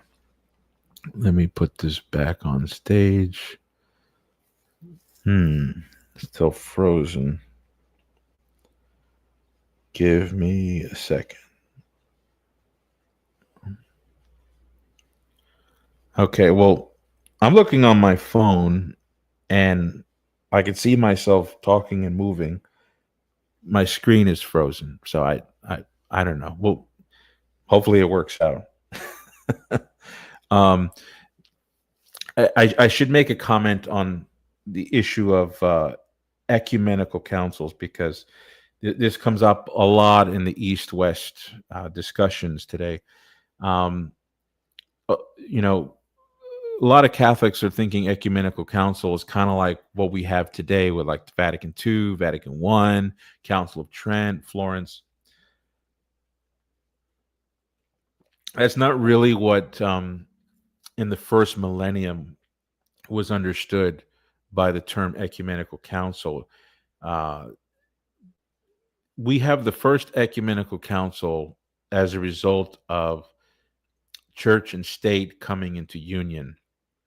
And so ecumenical councils in a major way in the Roman Empire has a much different character than the councils afterwards, especially with the Byzantine Empire. There's a lot in common, but there's differences. In the Roman Empire, in the Christianized Roman Empire, the emperor is really the one who had the right to call an ecumenical council. And that sounds strange to some Catholics. I find a lot of Orthodox being familiar with this, but when I bring it up to Catholics, it can be a little confusing. So it was a state event. That's why it was in the hands of the emperor to call these councils. Now, emperors don't dictate the faith. They don't say what the Christians believe with any authority, but he has the right to call these convocations. They mimicked quite a bit the procedural structure of like a senatorial convocation when the Senate got together. That's why you see these councils in the early church. The way they open up, the way that they are recorded, the way that the acta is written, and sessions are put in conclusion and new sessions at different days. It very much looks like the dress up of Roman senatorial convocations. And so the Council of Nicaea, Council of Constantinople I, Council of Ephesus 449, 431, the Council of Chalcedon. These were state events. First, this is how I've kind of understood it. Feel free to disagree with me. I have a whole chapter on it in here. First, you got to think of it first and foremost as an imperial responsibility. If you can understand that the ecumenical councils were not so much to resolve doctrinal conflict as much as it was an external way of the state putting into formulaic expression what's already believed, what's already understood to be the Christian faith. And so they're putting things into more of published law, legislative law, and requiring members present to adhere to it for legal reasons. You know, those who accept it and then later reject it could suffer exile, loss of property, let alone loss of ecclesiastical office. And so you kind of got to see the ecumenical councils in that way. The Council of Lateran 649 is the first attempt of having a big council with universalizing impact that the emperor does not convene it. And so at the time, this just could not have been understood as an ecumenical council. We know this because later, when Pope St. Agatho writes his letter to Emperor Constantine IV, Agatho already, he in his mind, he's like, no, we already know that Christ has two wills. All of my predecessors have made this very clear. We have all their constitutions in the archives here. We're going to send two deacons with a backpack with those decrees. We'll send them over to Constantinople. It'll be your job, Mr. Emperor, to convene a council to put into legal formula a confession that everyone present in the East will have to sign. I hope this is becoming a little bit more clear. These were state events, guys. Okay, so Lateran 649 just wouldn't have been of that kind of constitutional makeup emperor was not involved. So Maximus wasn't really working with this idea in his mind. He's thinking, look, it's the right faith. And if the Pope of Rome decrees that this synod is ecumenical, then it's ecumenical. So Maximus is the first one and the only one to really talk about Lateran 649 as an ecumenical, the number sixth ecumenical council. But to answer Sarah from Hamilton, that's not what Pope Martin explicitly claimed. And because it was not put into imperial formula, there's just no way to make this synod into an ecumenical council, even if it is infallibly authoritative. That's the point I'm trying to drive home here. It would be similar to the synod that Pope Innocent held, or Pope Zosimus held, in the famous Zosiman Tractoria against Pelagianism. That was a little Roman synod, but then they published tracts everywhere. The tract of Zosimus went to the east, to the Africans, everywhere. That would have been one of the ex cathedra decrees of the popes in the early centuries. But it was not an ecumenical council anyway. So we can move on to the next. Hopefully, yeah, okay, here we go. All right, now my screen's moving again. Sorry, guys. That was a little, the dissonance there was difficult with my just a frozen screen. I believe I'm back. Lord, keep it this way. Okay, so Father Richard Price makes some commentary on Maximus the Confessor's view of Roman primacy. He says, quote, and this is, again, page 37 in this book. Quote, at the same time, throughout this decade, Maximus, in several texts, celebrated Roman preeminence within the Christian church and acknowledged three distinct bases for it: Rome's status as the guardian of Orthodox faith, its inheritance through the promise of Christ to St. Peter, and its recognition in canonical decrees, close quote. So you have here Price giving us a very faithful understanding of the Maximian perspective. Roman primacy is rooted in a divine law, divine promise, going back to apostolic times, attached to the very word of Christ. Okay, and this is not, somebody's, oh, but Father Price is a Catholic. Yeah, but you're happy. A lot of Orthodox are very happy to quote Price when he may not be so defensive for Catholics. And that shows you that Price, he's one of the guys on deck that's not a company man. Like he's his own man. Like when he's doing his scholarship, he'll say whatever. Doesn't matter. Well, here he is. Here's that guy talking about Maximus. Okay, but he's not the only guy. A Lutheran scholar in a Maximian scholar, Lars Thunberg. I believe he passed away in 2007. And he was a Lutheran, but he was an extremely intelligent theologian in the studies of Maximus. He did his doctoral studies in Maximus's anthropology and soteriology back in 1954, I believe, if I recall correctly. And he wrote two books on Maximus. The first one was called Microcosm and Mediator. That's on the left there. I think that was published in the 50s. I think it was his doctoral thesis, in fact. Well, that was republished in a second edition some years before his death.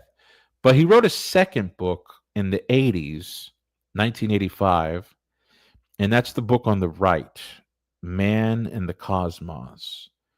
Some of you guys are familiar with the cosmic mystery in Maximian thought. Well, Interestingly enough, John Meyendorff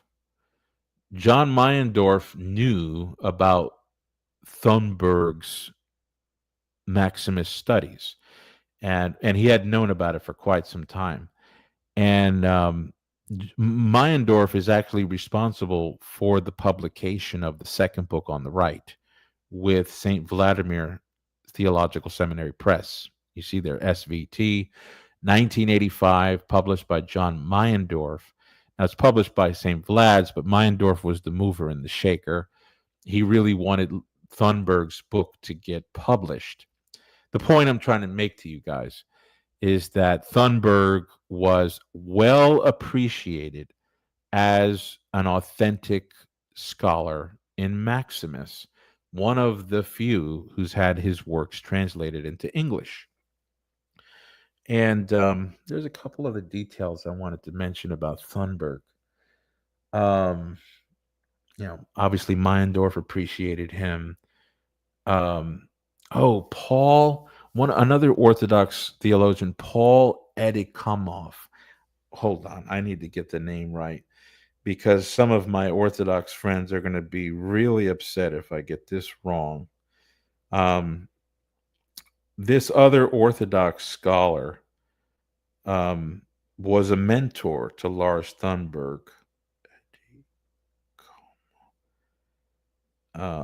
Okay, here we go. Paul Evdokimov, Evdokimov. I can never get his name.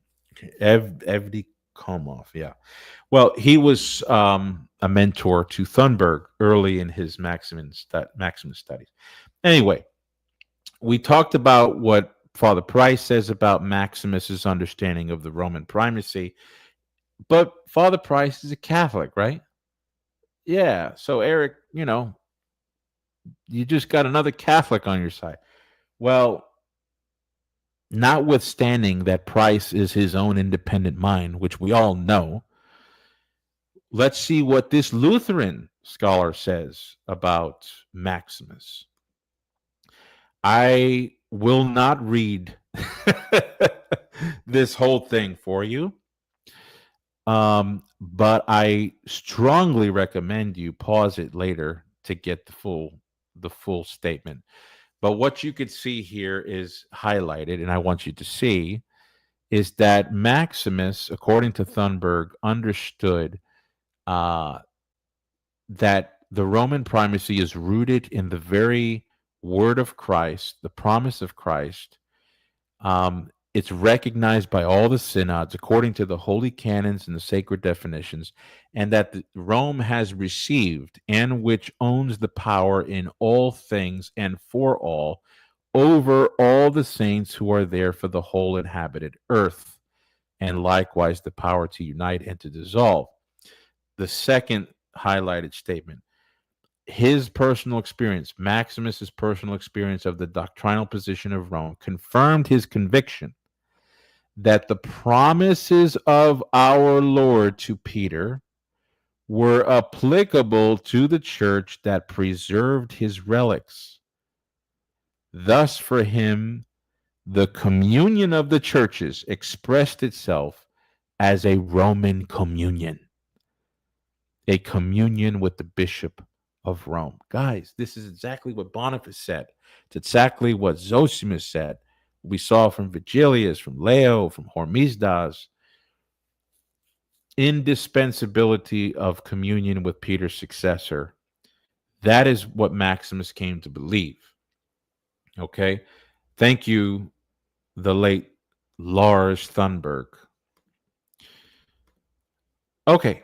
Let's move on to look at what a particularly noteworthy Orthodox polemicist has said about some of the things we've talked about.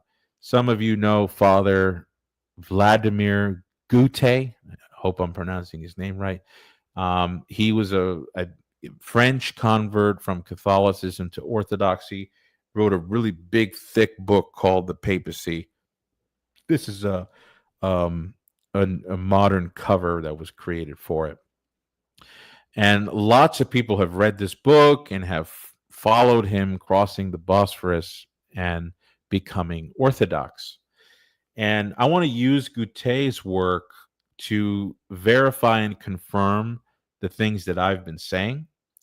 So that way my listeners can't say, oh, Eric's coming up with his own ideas. He's quote mining. He's just sort of giving his own opinions. Ladies and gentlemen, I've been trying hard not to give you my own opinions. I've been trying hard to give you what we see in the scholarship. And if you want to test me more, go and get the book that I wrote. But let's go into Goutet here. Okay. We talked about Pope Martin, right? And the Lateran Synod 649. One of the things I didn't mention is that as a result of that synod, Pope Martin sent vicars, you can call them legates, vicars, delegates. He authorized certain men to go into the patriarchates of Antioch and Alexandria and other places, and depose monothelites and install Orthodox clergy. So this is that same Pope Martin. This is what Goutet says about Pope Martin. He says, quote, Pope Martin sent the transactions of the Council of Rome, that's Lateran, to the east and named John, Bishop of Philadelphia, his vicar for the entire east, condemning as heretics the patriarchs of Antioch and Alexandria, as well as the patriarch of Constantinople. Martin declared in the commission given to John of Philadelphia that he gave it to him, quote, by virtue of the power that he had received from St. Peter, close quote.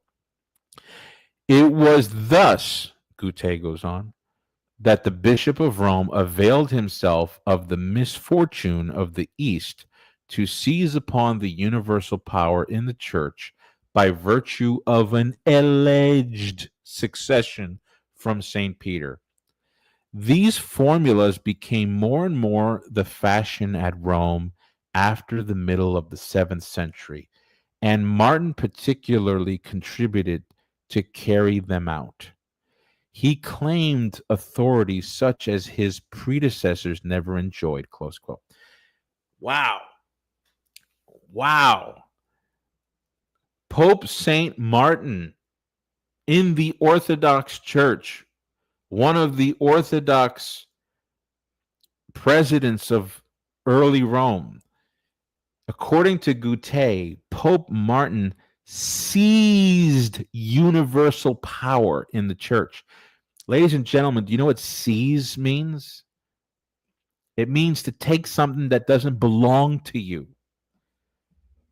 Goutet is accusing Pope St. Martin the Confessor, the martyr, the man whose relics has produced unending miracles, testified by the hagiographic volumes of both the East and Western churches. Martin seized universal power, and then he says that he had an alleged succession from St. Peter, meaning Goutet doesn't believe Pope Martin had the kind of succession from Peter that he claimed.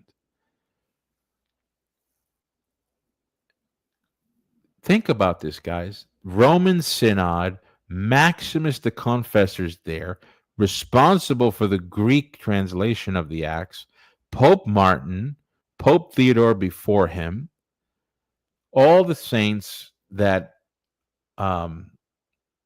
understood that their cause against the monothelites. Why should we believe Goutet? Why wouldn't we believe what Maximus said? Why wouldn't we believe what St. Sophronius of Jerusalem understood through his locum tenens, Stephen of Dore? Why wouldn't we believe Stephen, Bishop of Cyprus, or Bishop of Cyprus, or the African bishops, Victor of Carthage? I'm going to go ahead with the contemporaries who were operating that one lighthouse in Rome at this time, rather than Goutet, who clearly has an axe to grind. That last sentence is awful. He claimed authority such as his predecessors never enjoyed. Wow. Okay, we're moving to the Sixth Ecumenical Council because some of my Orthodox listeners, and perhaps Sarah from Hamilton, they might say, okay, Eric, I hear what you say about this Roman Synod of Lateran Synod 649, but they still had to call the Council of Constantinople in 681. If the papacy was true, why did they call this council? It's a good question. It's not a bad one. Just let's be patient and hear what each person has to say. Here's what I have to say. The first thing we need to understand is that when Emperor Constantine IV called this council, he wrote to Pope Agatho requesting, a confession, a letter, legates to come facilitate the union of the churches. Pope Agatho didn't, invite any debate on the matter. He simply sent a recompilation of what was done at Lateran Synod 649. In fact, he refers back to it in his letter that he eventually wrote to the emperor. And we're going to see that here, because the idea in that question from the Orthodox skeptic is Lateran was just a local situation that's got no binding status in the East. That's not how Pope Agatho understood it, though. And Agatho is the saint of the Orthodox Church. So I won't read the whole thing, but in the letter of Agatho to Emperor Constantine IV, he says, in bold, but those who do not wish to make this profession of faith with us, we already judge them as enemies of the Catholic and Apostolic profession of faith to be liable to eternal condemnation. Nor would we ever receive them in the college of our lowliness unless they have amended. Nor should any of them suppose that we have transgressed against what we have received from those who have gone before us. Close quote. Okay, so in other words, Pope Agatho sent a couple guys with some, sheets of decrees, and in those decrees, Pope Agatho is not a participant in a debate on what the faith is. It's clear what the faith is.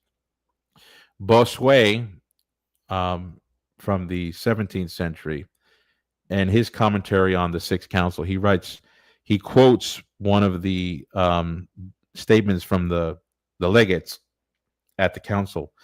And this is what they say. We have directed persons, this is Agatho saying this actually, we have directed persons from our humility to your valor protected of God, which shall offer to you the report of us all, that is, of all the bishops in the northern and western regions, in which too we have summed up the confession of our apostolic faith, yet not as those who wished to contend about these things as being uncertain, but being certain and unchangeable, to see them forth in a brief definition.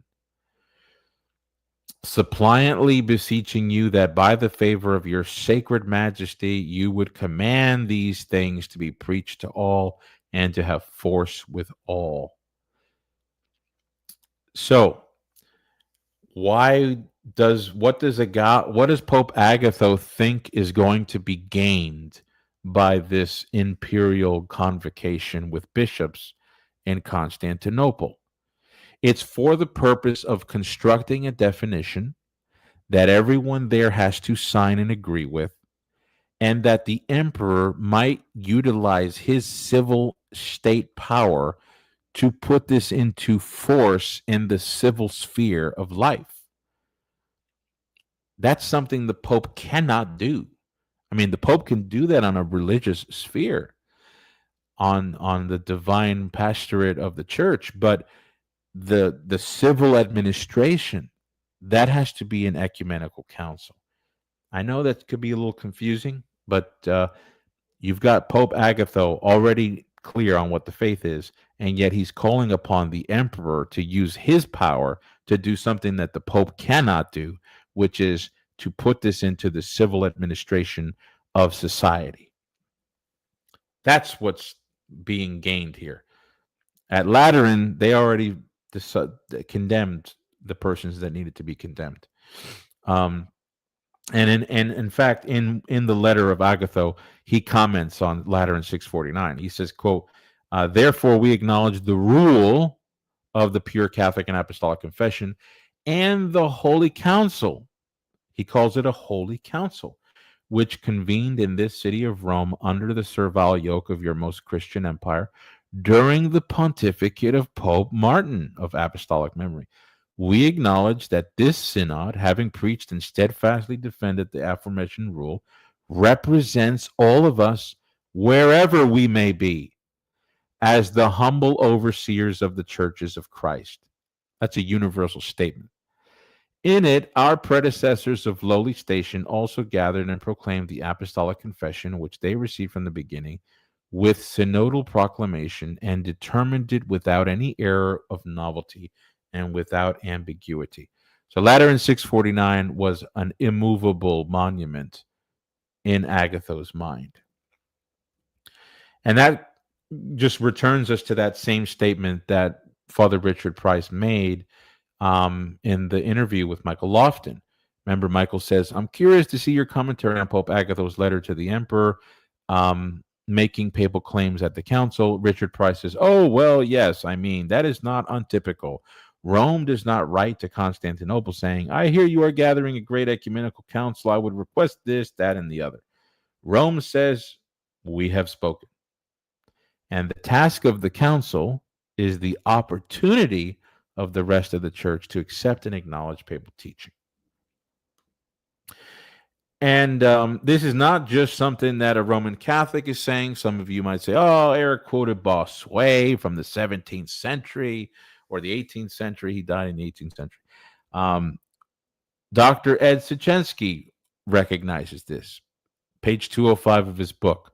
He says that in Pope Agatho's mind, there could be no doctrinal debate since the matter had already been decided. Where? At the Lateran Synod.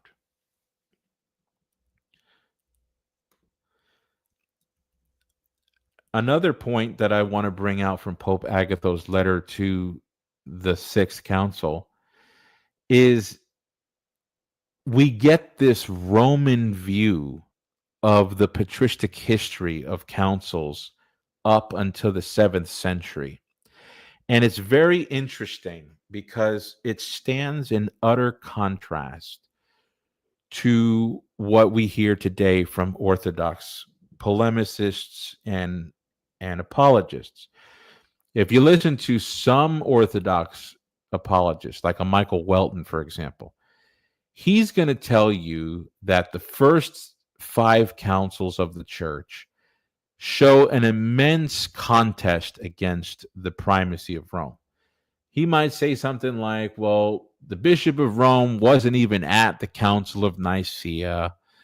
The Second Council, which was held in Constantinople in 381, was held by Meletius of Antioch, who was outside of communion with Rome. The Council of Ephesus, it really was Cyril of Alexandria who was in authority. And then at the Council of Chalcedon, Cyril was the one everybody judged as the standard of orthodoxy. And then at the 5th Ecumenical Council, the whole council ended up knocking the Pope out, excommunicating him, and then the Pope humbly confessed his error and returned to the church.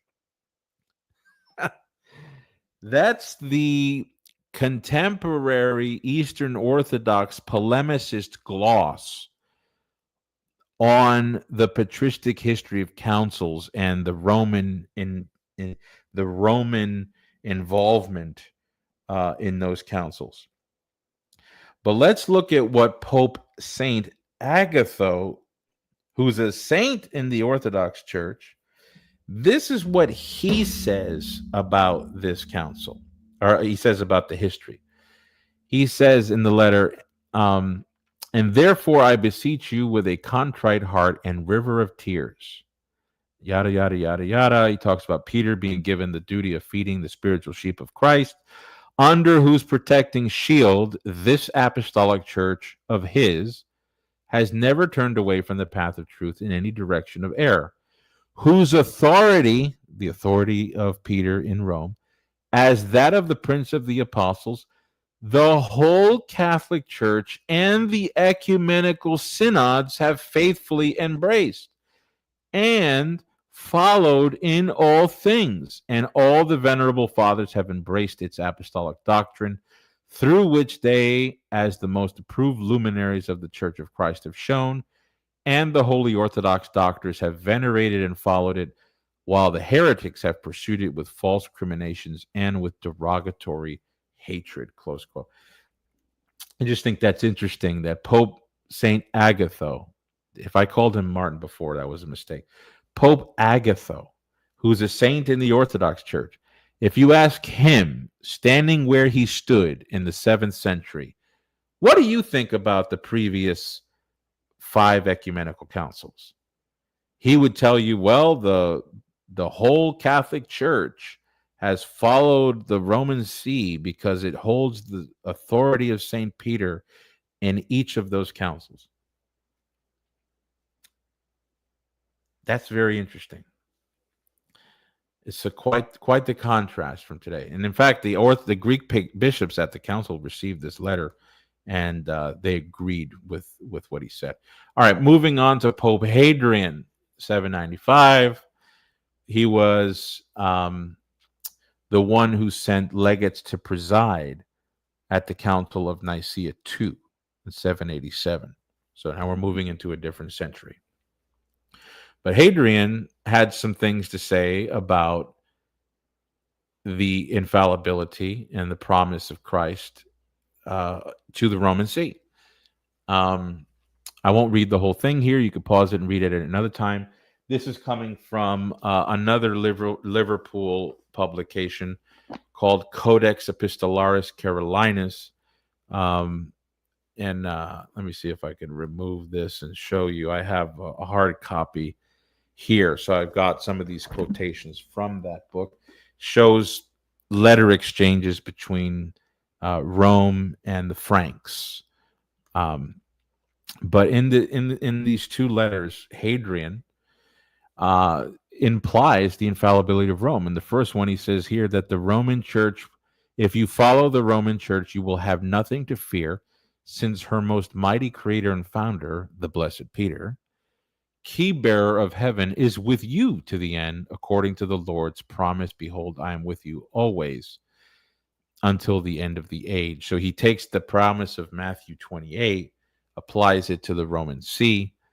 And the second letter to Charles, King of the Franks, the greatness of the authority bestowed on the blessed Peter, Prince of the Apostles, and on his most sacred See is something, we are confident, that is known to all, namely, that this church has the right to give judgment about everything, while no one has the right to judge her judgment, for it is she who, while bound by the decisions of any of the pontiffs of the See of the blessed Apostle Peter, will have the right of loosing, through whom the care for the universal church falls to the one See of Peter, and there is to be no dissent from its head. Close quote. That's actually a quotation from letter 14 in the epistolary of Pope Leo the Great. So again, what kind of primacy? I think we're seeing what kind of primacy. Hadrian wrote letters to the East during the iconoclastic controversy. There's debates on whether Hadrian's letters, the original Latin version, was really read at the council. I did like a 3-hour back and forth with Craig Trulia on this on a YouTube, a Syriac Orthodox YouTube channel called The Lion's Den. Lion's Den, Subdeacon Daniel Kakish. And I go at length in defending why the original letters of Tarasius in Latin were read fully at the council and accepted by the Greeks. But I'm not going to go through all that here, and I'm not even going to quote from that portion of the letter that is contested. I'm going to a portion of where the Greek copies still have in preservation. So what you're reading on the screen is something that the Greek copies have undisputably. This is what Hadrian writes to Patriarch Tarasius. It's read out loud in Latin and Greek in the second session of the council. He says, quote, "May all the weeds be uprooted from the church, and may the word of our Lord Jesus Christ be fulfilled, that the gates of hell will not prevail against it. And further, you are Peter, and on this rock I will build my church, and I will give you the keys of the kingdom of heaven. And whatever you bind on earth will be bound in heaven, and whatever you loose on earth will be loosed in heaven." His see shines forth as primatial throughout the whole world and is the head of all the churches of God. Therefore, the same blessed Peter the apostle, shepherding the church at the command of the Lord, has left nothing to neglect, but upholds and has always upheld her authority. Close quote. Now, some people might read this and not think much of it. But look again. He refers to the word of our Lord Jesus Christ. Now, he's saying, may it be fulfilled. We know that the word of the Lord is going to be fulfilled. He's just praying in a rhetorical way, right? The word of our Lord Jesus Christ will be fulfilled, which is what? That the gates of hell will not prevail against it, right? Then he quotes another. You are Peter, and on this rock I will build my church. I will give you the keys of it, right? So he's talking about the promise given to the church, universal, right? The gates of hell will not prevail against it. Then he quotes the Petrine Commission of the keys. And then he derives this conclusion that Peter's chair shines, present tense. In other words, taking from these two promises the indefectibility of the universal church and the indefectible rock upon which the church is built in Peter, and the commission of the keys, and takes those and then funnels those two things to the chair of Peter. The see of Peter shines in his day. It shines forth as primatial where? In Italy? In the West? Throughout the world, and is the head of all the churches of God. Therefore, the same blessed Peter the apostle, to whom the Lord promised these things, shepherding the church at the command of the Lord.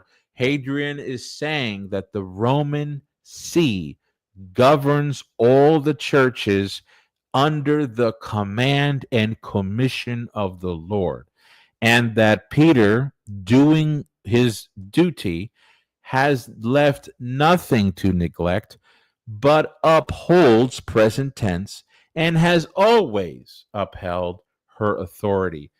In the Latin here, somebody might say, well, it says that it held it in the past and held it now, but doesn't mean it's going to always hold it.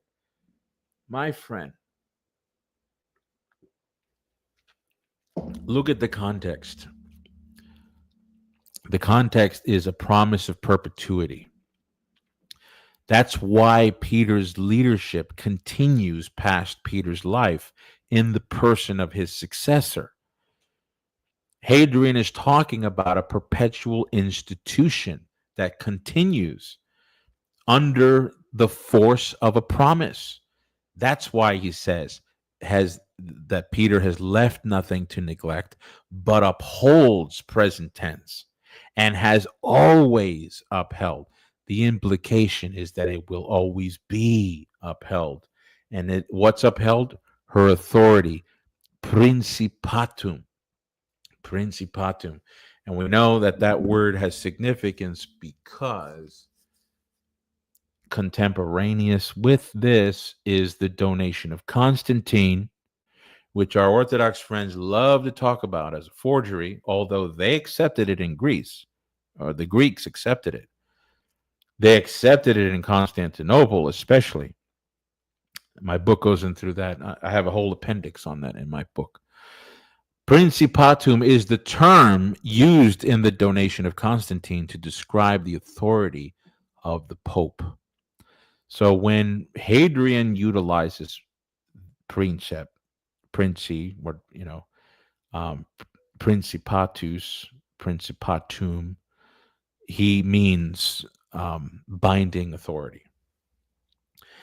It is no wonder then that Vladimir Gutte, who we already introduced before, says the following.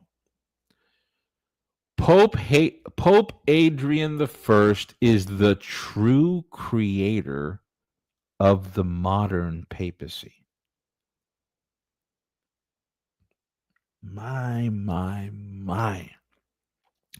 Gutte's writing in 18th century, 19th century, I can't recall. Pope Hadrian I is the true creator of the modern papacy. Not finding in the traditions of the church the documents necessary to support his ambitious views, he rested them upon apocryphal documents written to suit the occasion and to legalize all future usurpations of the Roman See. Hadrian knew that the decretals contained in the code of Ingulram were false. Wow. So Vladimir Gutte is basically saying that the claims that Hadrian were making, that's Vatican I, basically. Papal supremacy. Hadrian is the one who presided through his legates at the Seventh Ecumenical Council that Vladimir Gutte counts as one of the holy and ecumenical councils. This is a bold statement, but it's honest. I take him for his word. Gutte really does believe that Hadrian is the creator of the true papacy. But it's kind of absurd because what did Hadrian say that we didn't see in Agatho, that we didn't see in Pope Martin, Pope Theodore, Pope Hormisdas, Pope Gregory, Pope Symmachus, Pope Leo, Innocent, Zosimus, right? So, but the value of this concession here is that Gutte admits that in the first millennium, the kind of primacy that we see being proclaimed by these Eastern Orthodox saints, again, I'm speaking from the point of view of an Orthodox, is one that far exceeds what the Greeks in 1054 all of the sudden began to believe. Let's get back to this. I'm almost done, guys.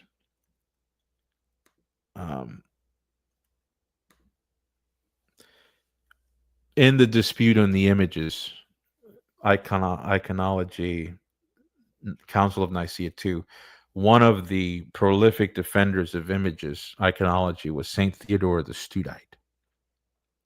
St. Theodore the Studite. He was a monk. I think he was the head of the monastery in Studium. This is what he says. He says, quote, "We venerate images not because we are assured that we are right by the Second Holy Synod of Nicaea, or by that which earlier decided divinely, but from the very coming of our Lord and God, in writing and without writing, we have been made firm and rest securely upon that sea to which Christ saith, Thou art Peter, and upon this rock I will build my church, and the gates of hell shall not prevail against it. Close quote. Wow. What Theodore is saying here is that the Orthodox venerate images, not because of the Second Council of Nicaea, not because of anything from that was handed down even, but going back to Christ himself. So it's not that Rome was not involved in Nicaea or in the tradition, but what Theodore is saying is that there's a deeper principle behind the Roman involvement in Nicaea too, and that is traceable to Christ's commission to St. Peter. I don't know how much more clear it can get. Father Patrick O'Connell, S.J., he wrote a monograph. I have the physical copy here. This is very hard to find. It was published by the Pontifical Institutum Studiorum Orientalia Christiana and Electa, number 194. It's called The Ecclesiology of Saint I call him Nicephorus or Nicephorus of Constantinople, Patriarch of Constantinople. He died in 828 A.D. Well, I know Seraphim Hamilton has read this because he's made reference to it, and there have been other Orthodox who have made reference to it. So I know that O'Connell is respected by Orthodox scholars. And I want to take a moment here to read O'Connell's summary of Theodore the Studite's understanding of Roman authority. So I'm going to read something lengthy here. This is on page 211 to 212. Okay, this is what he says. This is what Theodore the Studite's view of Rome is. Okay, the Bishop of Rome is the successor of Peter. Therefore, with regard to any innovation in the church, reference must be had to him, that is, to his successor. To him, therefore, as to Peter, are given the keys of the kingdom of heaven and the dignity of ruling the flock. Therefore, the successor of Peter has this power from God of divine right. For as Theodore writes to Pope Leo III, speaking of the Mochian Synod, which had condemned the gospel, of which you have received the keys from him through the intermediary of the chief of the apostles and his successors up to your predecessor. The primacy of the Roman pontiff is then to be understood in the sense of true pastoral jurisdiction over the whole church. Writing to Pope Leo III, Theodore styles him the divine head of all heads. That's a note to bring out to what you hear from like Dyer. It talks about Basil saying Meletius is the head, and the other people are the head. Theodore styles him the divine head of all heads and urges him to save us, O arch shepherd of the whole church under heaven, for which we perish. By this phrase, the whole church under heaven, Theodore means the church universal, as may be seen in the two letters of Pope Paschal. Father Saloveli then draws attention to a letter written to the Byzantine official, Leo, where the Pope is referred to as the Protothronos, while elsewhere he is described as our first apostolic head, the most divine head of all heads, the Korypheus. From this it follows that there is no appeal from the power of the Pope, for Rome is the apostolic throne before all others. The leading throne of the churches of God. Hence, it is also that the judgment and decision of the Roman Church should be asked for and received by the universal church. This is the teaching handed down from old and from the beginning by the fathers, according to Theodore. Specifically, no Orthodox synod may be held without knowledge and assent of the Bishop of Rome. This is stated clearly in one of Theodore's letters to Pope Leo III with regard to the Symmachian Synod. In a letter to the official Leo in Constantinople, Theodore says that the emperor could make sure of having a council if he wished him, meaning the Patriarch of Constantinople, from the West to be present, to whom is referred the power of an ecumenical council. But if the emperor holds that Nicephorus has fallen away from the truth, let him send to Rome, and from there let him receive the guarantee of the faith. Close quote. All right, that's page 211 to 212 in O'Connell's monograph on Nicephorus, Patriarch of Constantinople, in the heat of the final image controversy. And what we read there is that Theodore the Studite, who was a contemporary of Nicephorus, basically holds to what we hold about the Roman See. And what's interesting is that Theodore the Studite and Nicephorus, they were both pentarchists, if that's a word. Pentarchy. I don't know. They both held to the pentarchy, the pentarchic government of the 5 patriarchs. But you'll notice in the last line there that Theodore said that if the emperor really wants to know the truth about the faith, and if he thinks that one of the patriarchs has fallen, like the Patriarch of Constantinople, let him write to old Rome to receive the guarantee, the certainty of faith. Okay, so that's in the context of the pentarchic administration. Theodore still isolates Rome. Okay, so much for O'Connell. Now we're moving into Pope Leo III. The first see is judged by, should say, no one. Judged by one is what shows up. I think it's because on the far right, NO is cut off. You get the point. Pope Leo III is actually a saint in the Orthodox Church. He's the Pope that had the Niceno-Constantinopolitan Creed engraved on silver shields and put for public display without the filioque. Well, in addition to that issue, Pope Leo in the West was accused of certain crimes, and many people were calling for his deposition and excommunication, and for his criminal trial.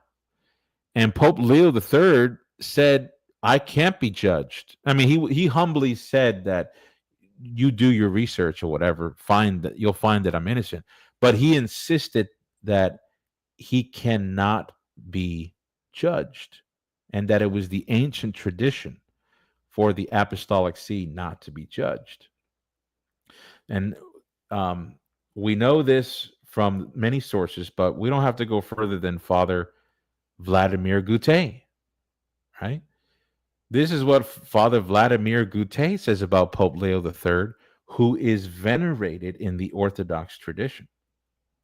He says this, quote, Charlemagne, having come to Rome in 800 AD, as a patrician of that city, assembled a council to judge the Pope.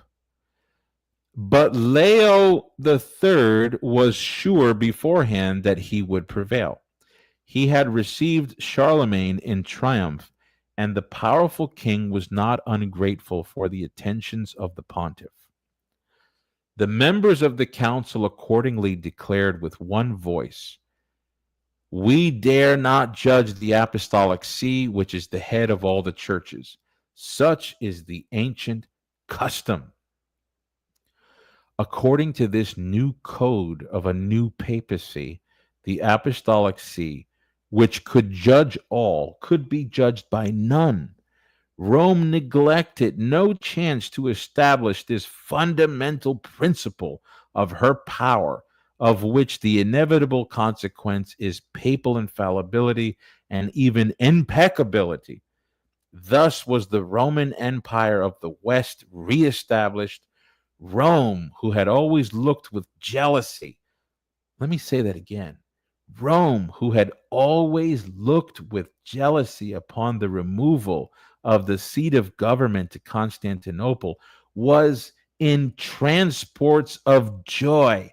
The papacy, pandering to her secret lusts, was now invested with power such as she had never before possessed.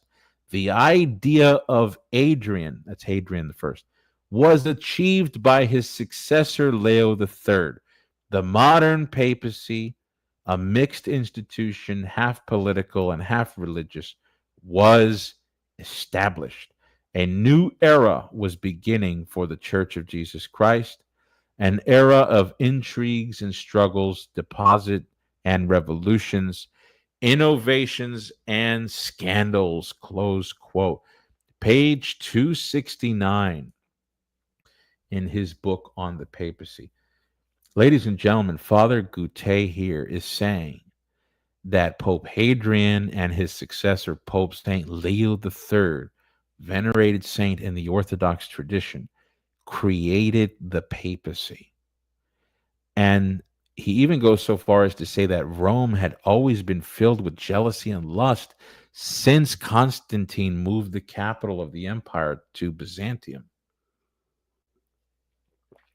Needless to say, Goutet is a very polemical writer, but I use him because a lot of what we hear today by the Orthodox is they're echoing him.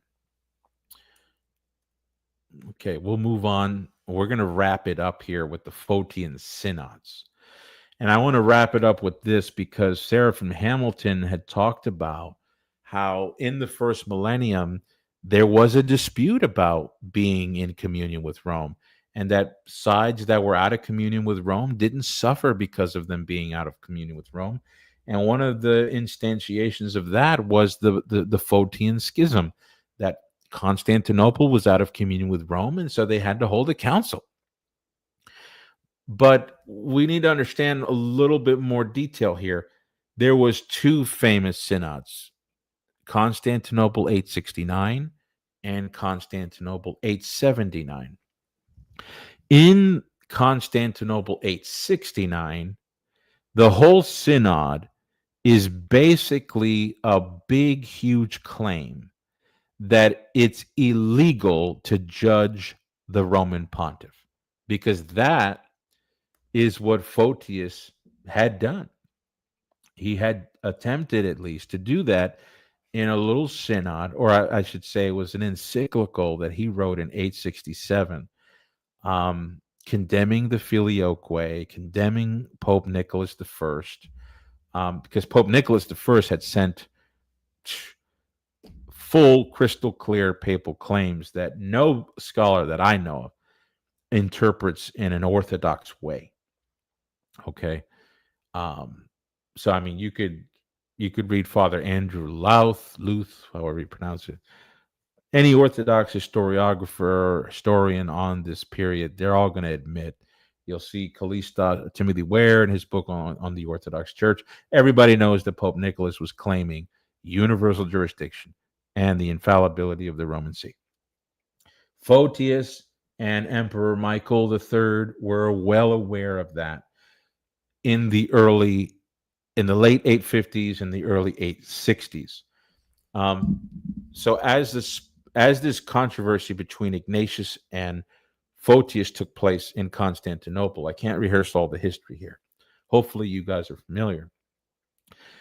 867 rolls around, Photius gets bold and writes an encyclical to the East. And in that encyclical, he condemns the Pope. Well, in 869, you have a new emperor coming into power, and he invites Rome to come hold a council in Constantinople with the Greeks to rectify Photius. And that whole council was this one big trial, and it really wasn't a trial because Photius didn't even participate, and eventually he was out of the picture. It was a big condemnation of Photius. And one of the accusations made at that council was that he was a second Dioscorus. Those of you who know church history, the famous Dioscorus, because there was many Dioscoruses, is the patriarch of Alexandria who excommunicated Pope Leo over the controversy of Ephesus 2, 449. Okay. Dioscorus excommunicated Pope Leo. And then Photius of Constantinople excommunicated Pope Nicholas. So they called Photius the second Dioscorus, which is interesting because they couldn't find anybody else to fit the crime. For them, it was like only done once before. So we're going to call him a Dioscorus. Anyway, Constantinople 869's got a whole bunch of sessions detailing the criminality and the illegality of judging the Roman pontiff, which means you can't break communion from Rome. That's the whole point of that council. Let me put up here a statement from that council by Pope Hadrian II. This was something that was written in Rome at a synod in 869, eventually made its way over to the East, translated into Greek, and read out at the 7th session in Constantinople 869. It says, quote, "After this, he, Photius, stuck out his mouth into the sky, and his tongue passed above the earth, when, in contravention of the divine government assigned by heaven to the primacy of the blessed Peter, Prince of the Apostles, he opened the maw of a cesspit and sharpened his tongue like a serpent against the apostolic see and the preeminent and supreme dignity and power of the same, bearer of the keys of the king of the heavenly kingdom. So, according to this rule, the first see can't be judged by any inferior, and the precedents of the approved fathers, all those who had the rash presumption to open their mouth or stretch out their hands at the infamous assembly against the dignity of the apostolic see will have no ground for evading the penalty of condign punishment. None of the faithful has emitted insults against the preeminence of the blessed Peter with impunity, since, as the holy Boniface writes, and he's about to quote the 5th century Boniface that we talked about at the beginning, as the holy Pope Boniface writes, whoever emits abuse against it will be unable to dwell in the heavenly kingdom. For Christ said, I shall give you the keys of heaven, which no one shall enter without the favor of the doorkeeper. And again, no one has ever had the audacity to lay hostile hands on the apostolic summit, whose judgment is not open to revision. No one has rebelled against it, save one who was already to be judged himself. Close quote. So you could see that at Constantinople 869, the whole premise was you're guilty if you're breaking communion with Rome and if you think you can judge the Roman pontiff. But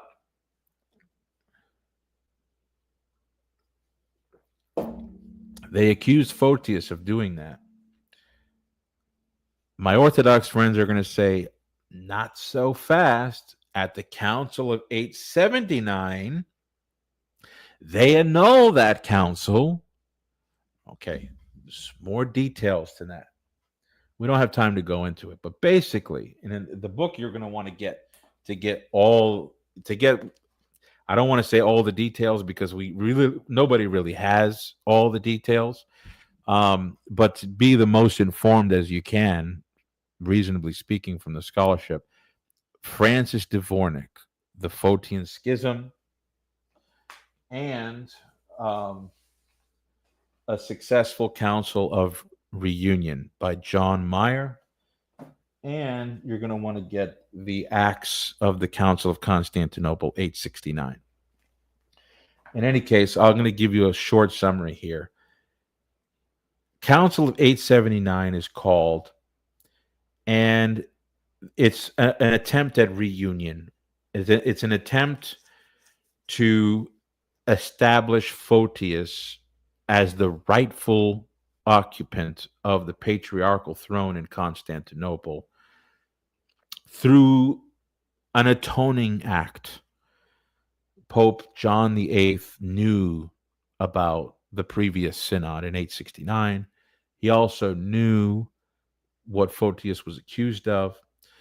So John VIII and the Emperor Basil, I think the first of the Macedonian series of emperors,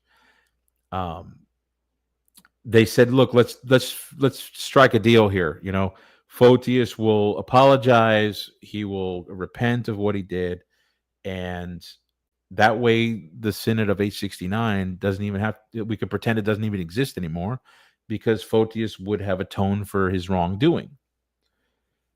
Well, unfortunately, in the transmission of the documents of these acts in 879, we have two versions. We have a Latin version and we have a Greek version. And and this is one of the reasons why I'm hesitant to read the translation of the Acts of 879 that was put out recently by what is the publication, the press that's owned by Father Peter Heers. I have to inquire on whether the translator was abiding by the Latin or the Greek or both, and what critical text he was using. I don't know. I'd like to know. Needless to say, there was two versions, and so therefore, needless to say, there's going to be questions as to what the Latin version says, what the Greek version says.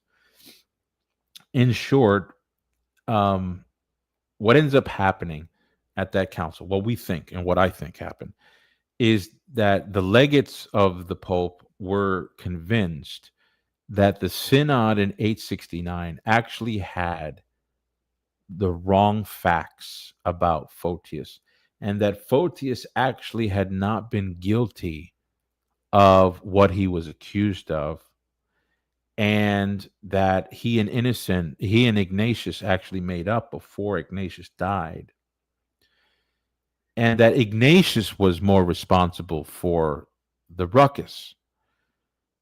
And so the Acts of 879 kind of modify Rome's requirement for Photius to make satisfaction and atonement for his past doings, and kind of manipulates it so that, and perhaps this was the case, I don't know, reorients the perspective so that Photius was now looked as an innocent man who was unjustly judged before for crimes he didn't actually commit.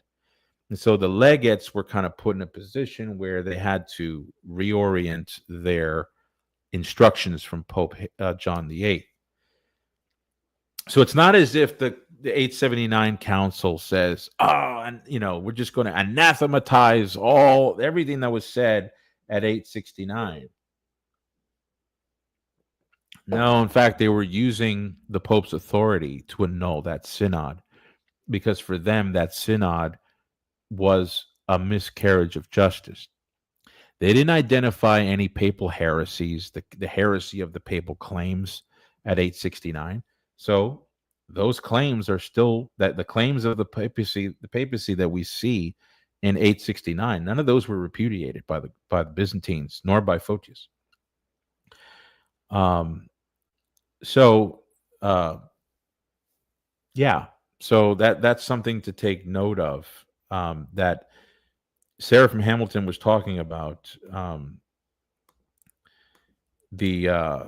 there was a dispute over whether they had to be in communion with Rome, and that the Roman See can be judged or not. But that's precisely what was ruled against at a council in the East, with Greek bishops present, with Ignatius of Constantinople present, who is a saint in the Orthodox Church and the Catholic Church.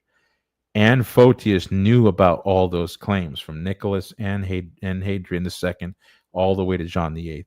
And yet never, not once were they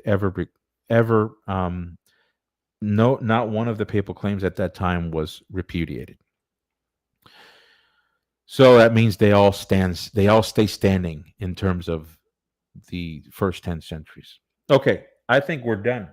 So I took you through all 11 points from the anathematization of Pelagianism all the way up to the Photian Synods. And in answer to the question, what kind of primacy was claimed, what was held, I showed you that this is all the heritage of the Eastern Orthodox in the West. None of it is supposed to be Roman Catholic territory. It's supposed to be all the Eastern Orthodox primates of the Orthodox West, all these popes that we've surveyed. And yet I don't see them teaching a primacy that today's Moscow Patriarchate or the Constantinopolitan Patriarch can accept. I see only a characteristic primacy that conforms to the Catholic Church and Vatican I. All right, everybody. I would do a Q&A, but I'm not. It's already 5 o'clock here. I've gone for 3.5 hours. I'm losing my voice. But I wanted to give a long class on this. If you guys really enjoyed it, my Patreon has tons more. I continue to lecture through my book, going through source after source, scholar after scholar, answering question after question. So feel free to join. You'll have to look for the tier where you'll have access to the class lectures. Tiers under that, I still have articles for others, and Substack or Patreon. Feel free to reach out to me on Facebook. I hope you guys have a blessed end to your Lord's Day. God bless you.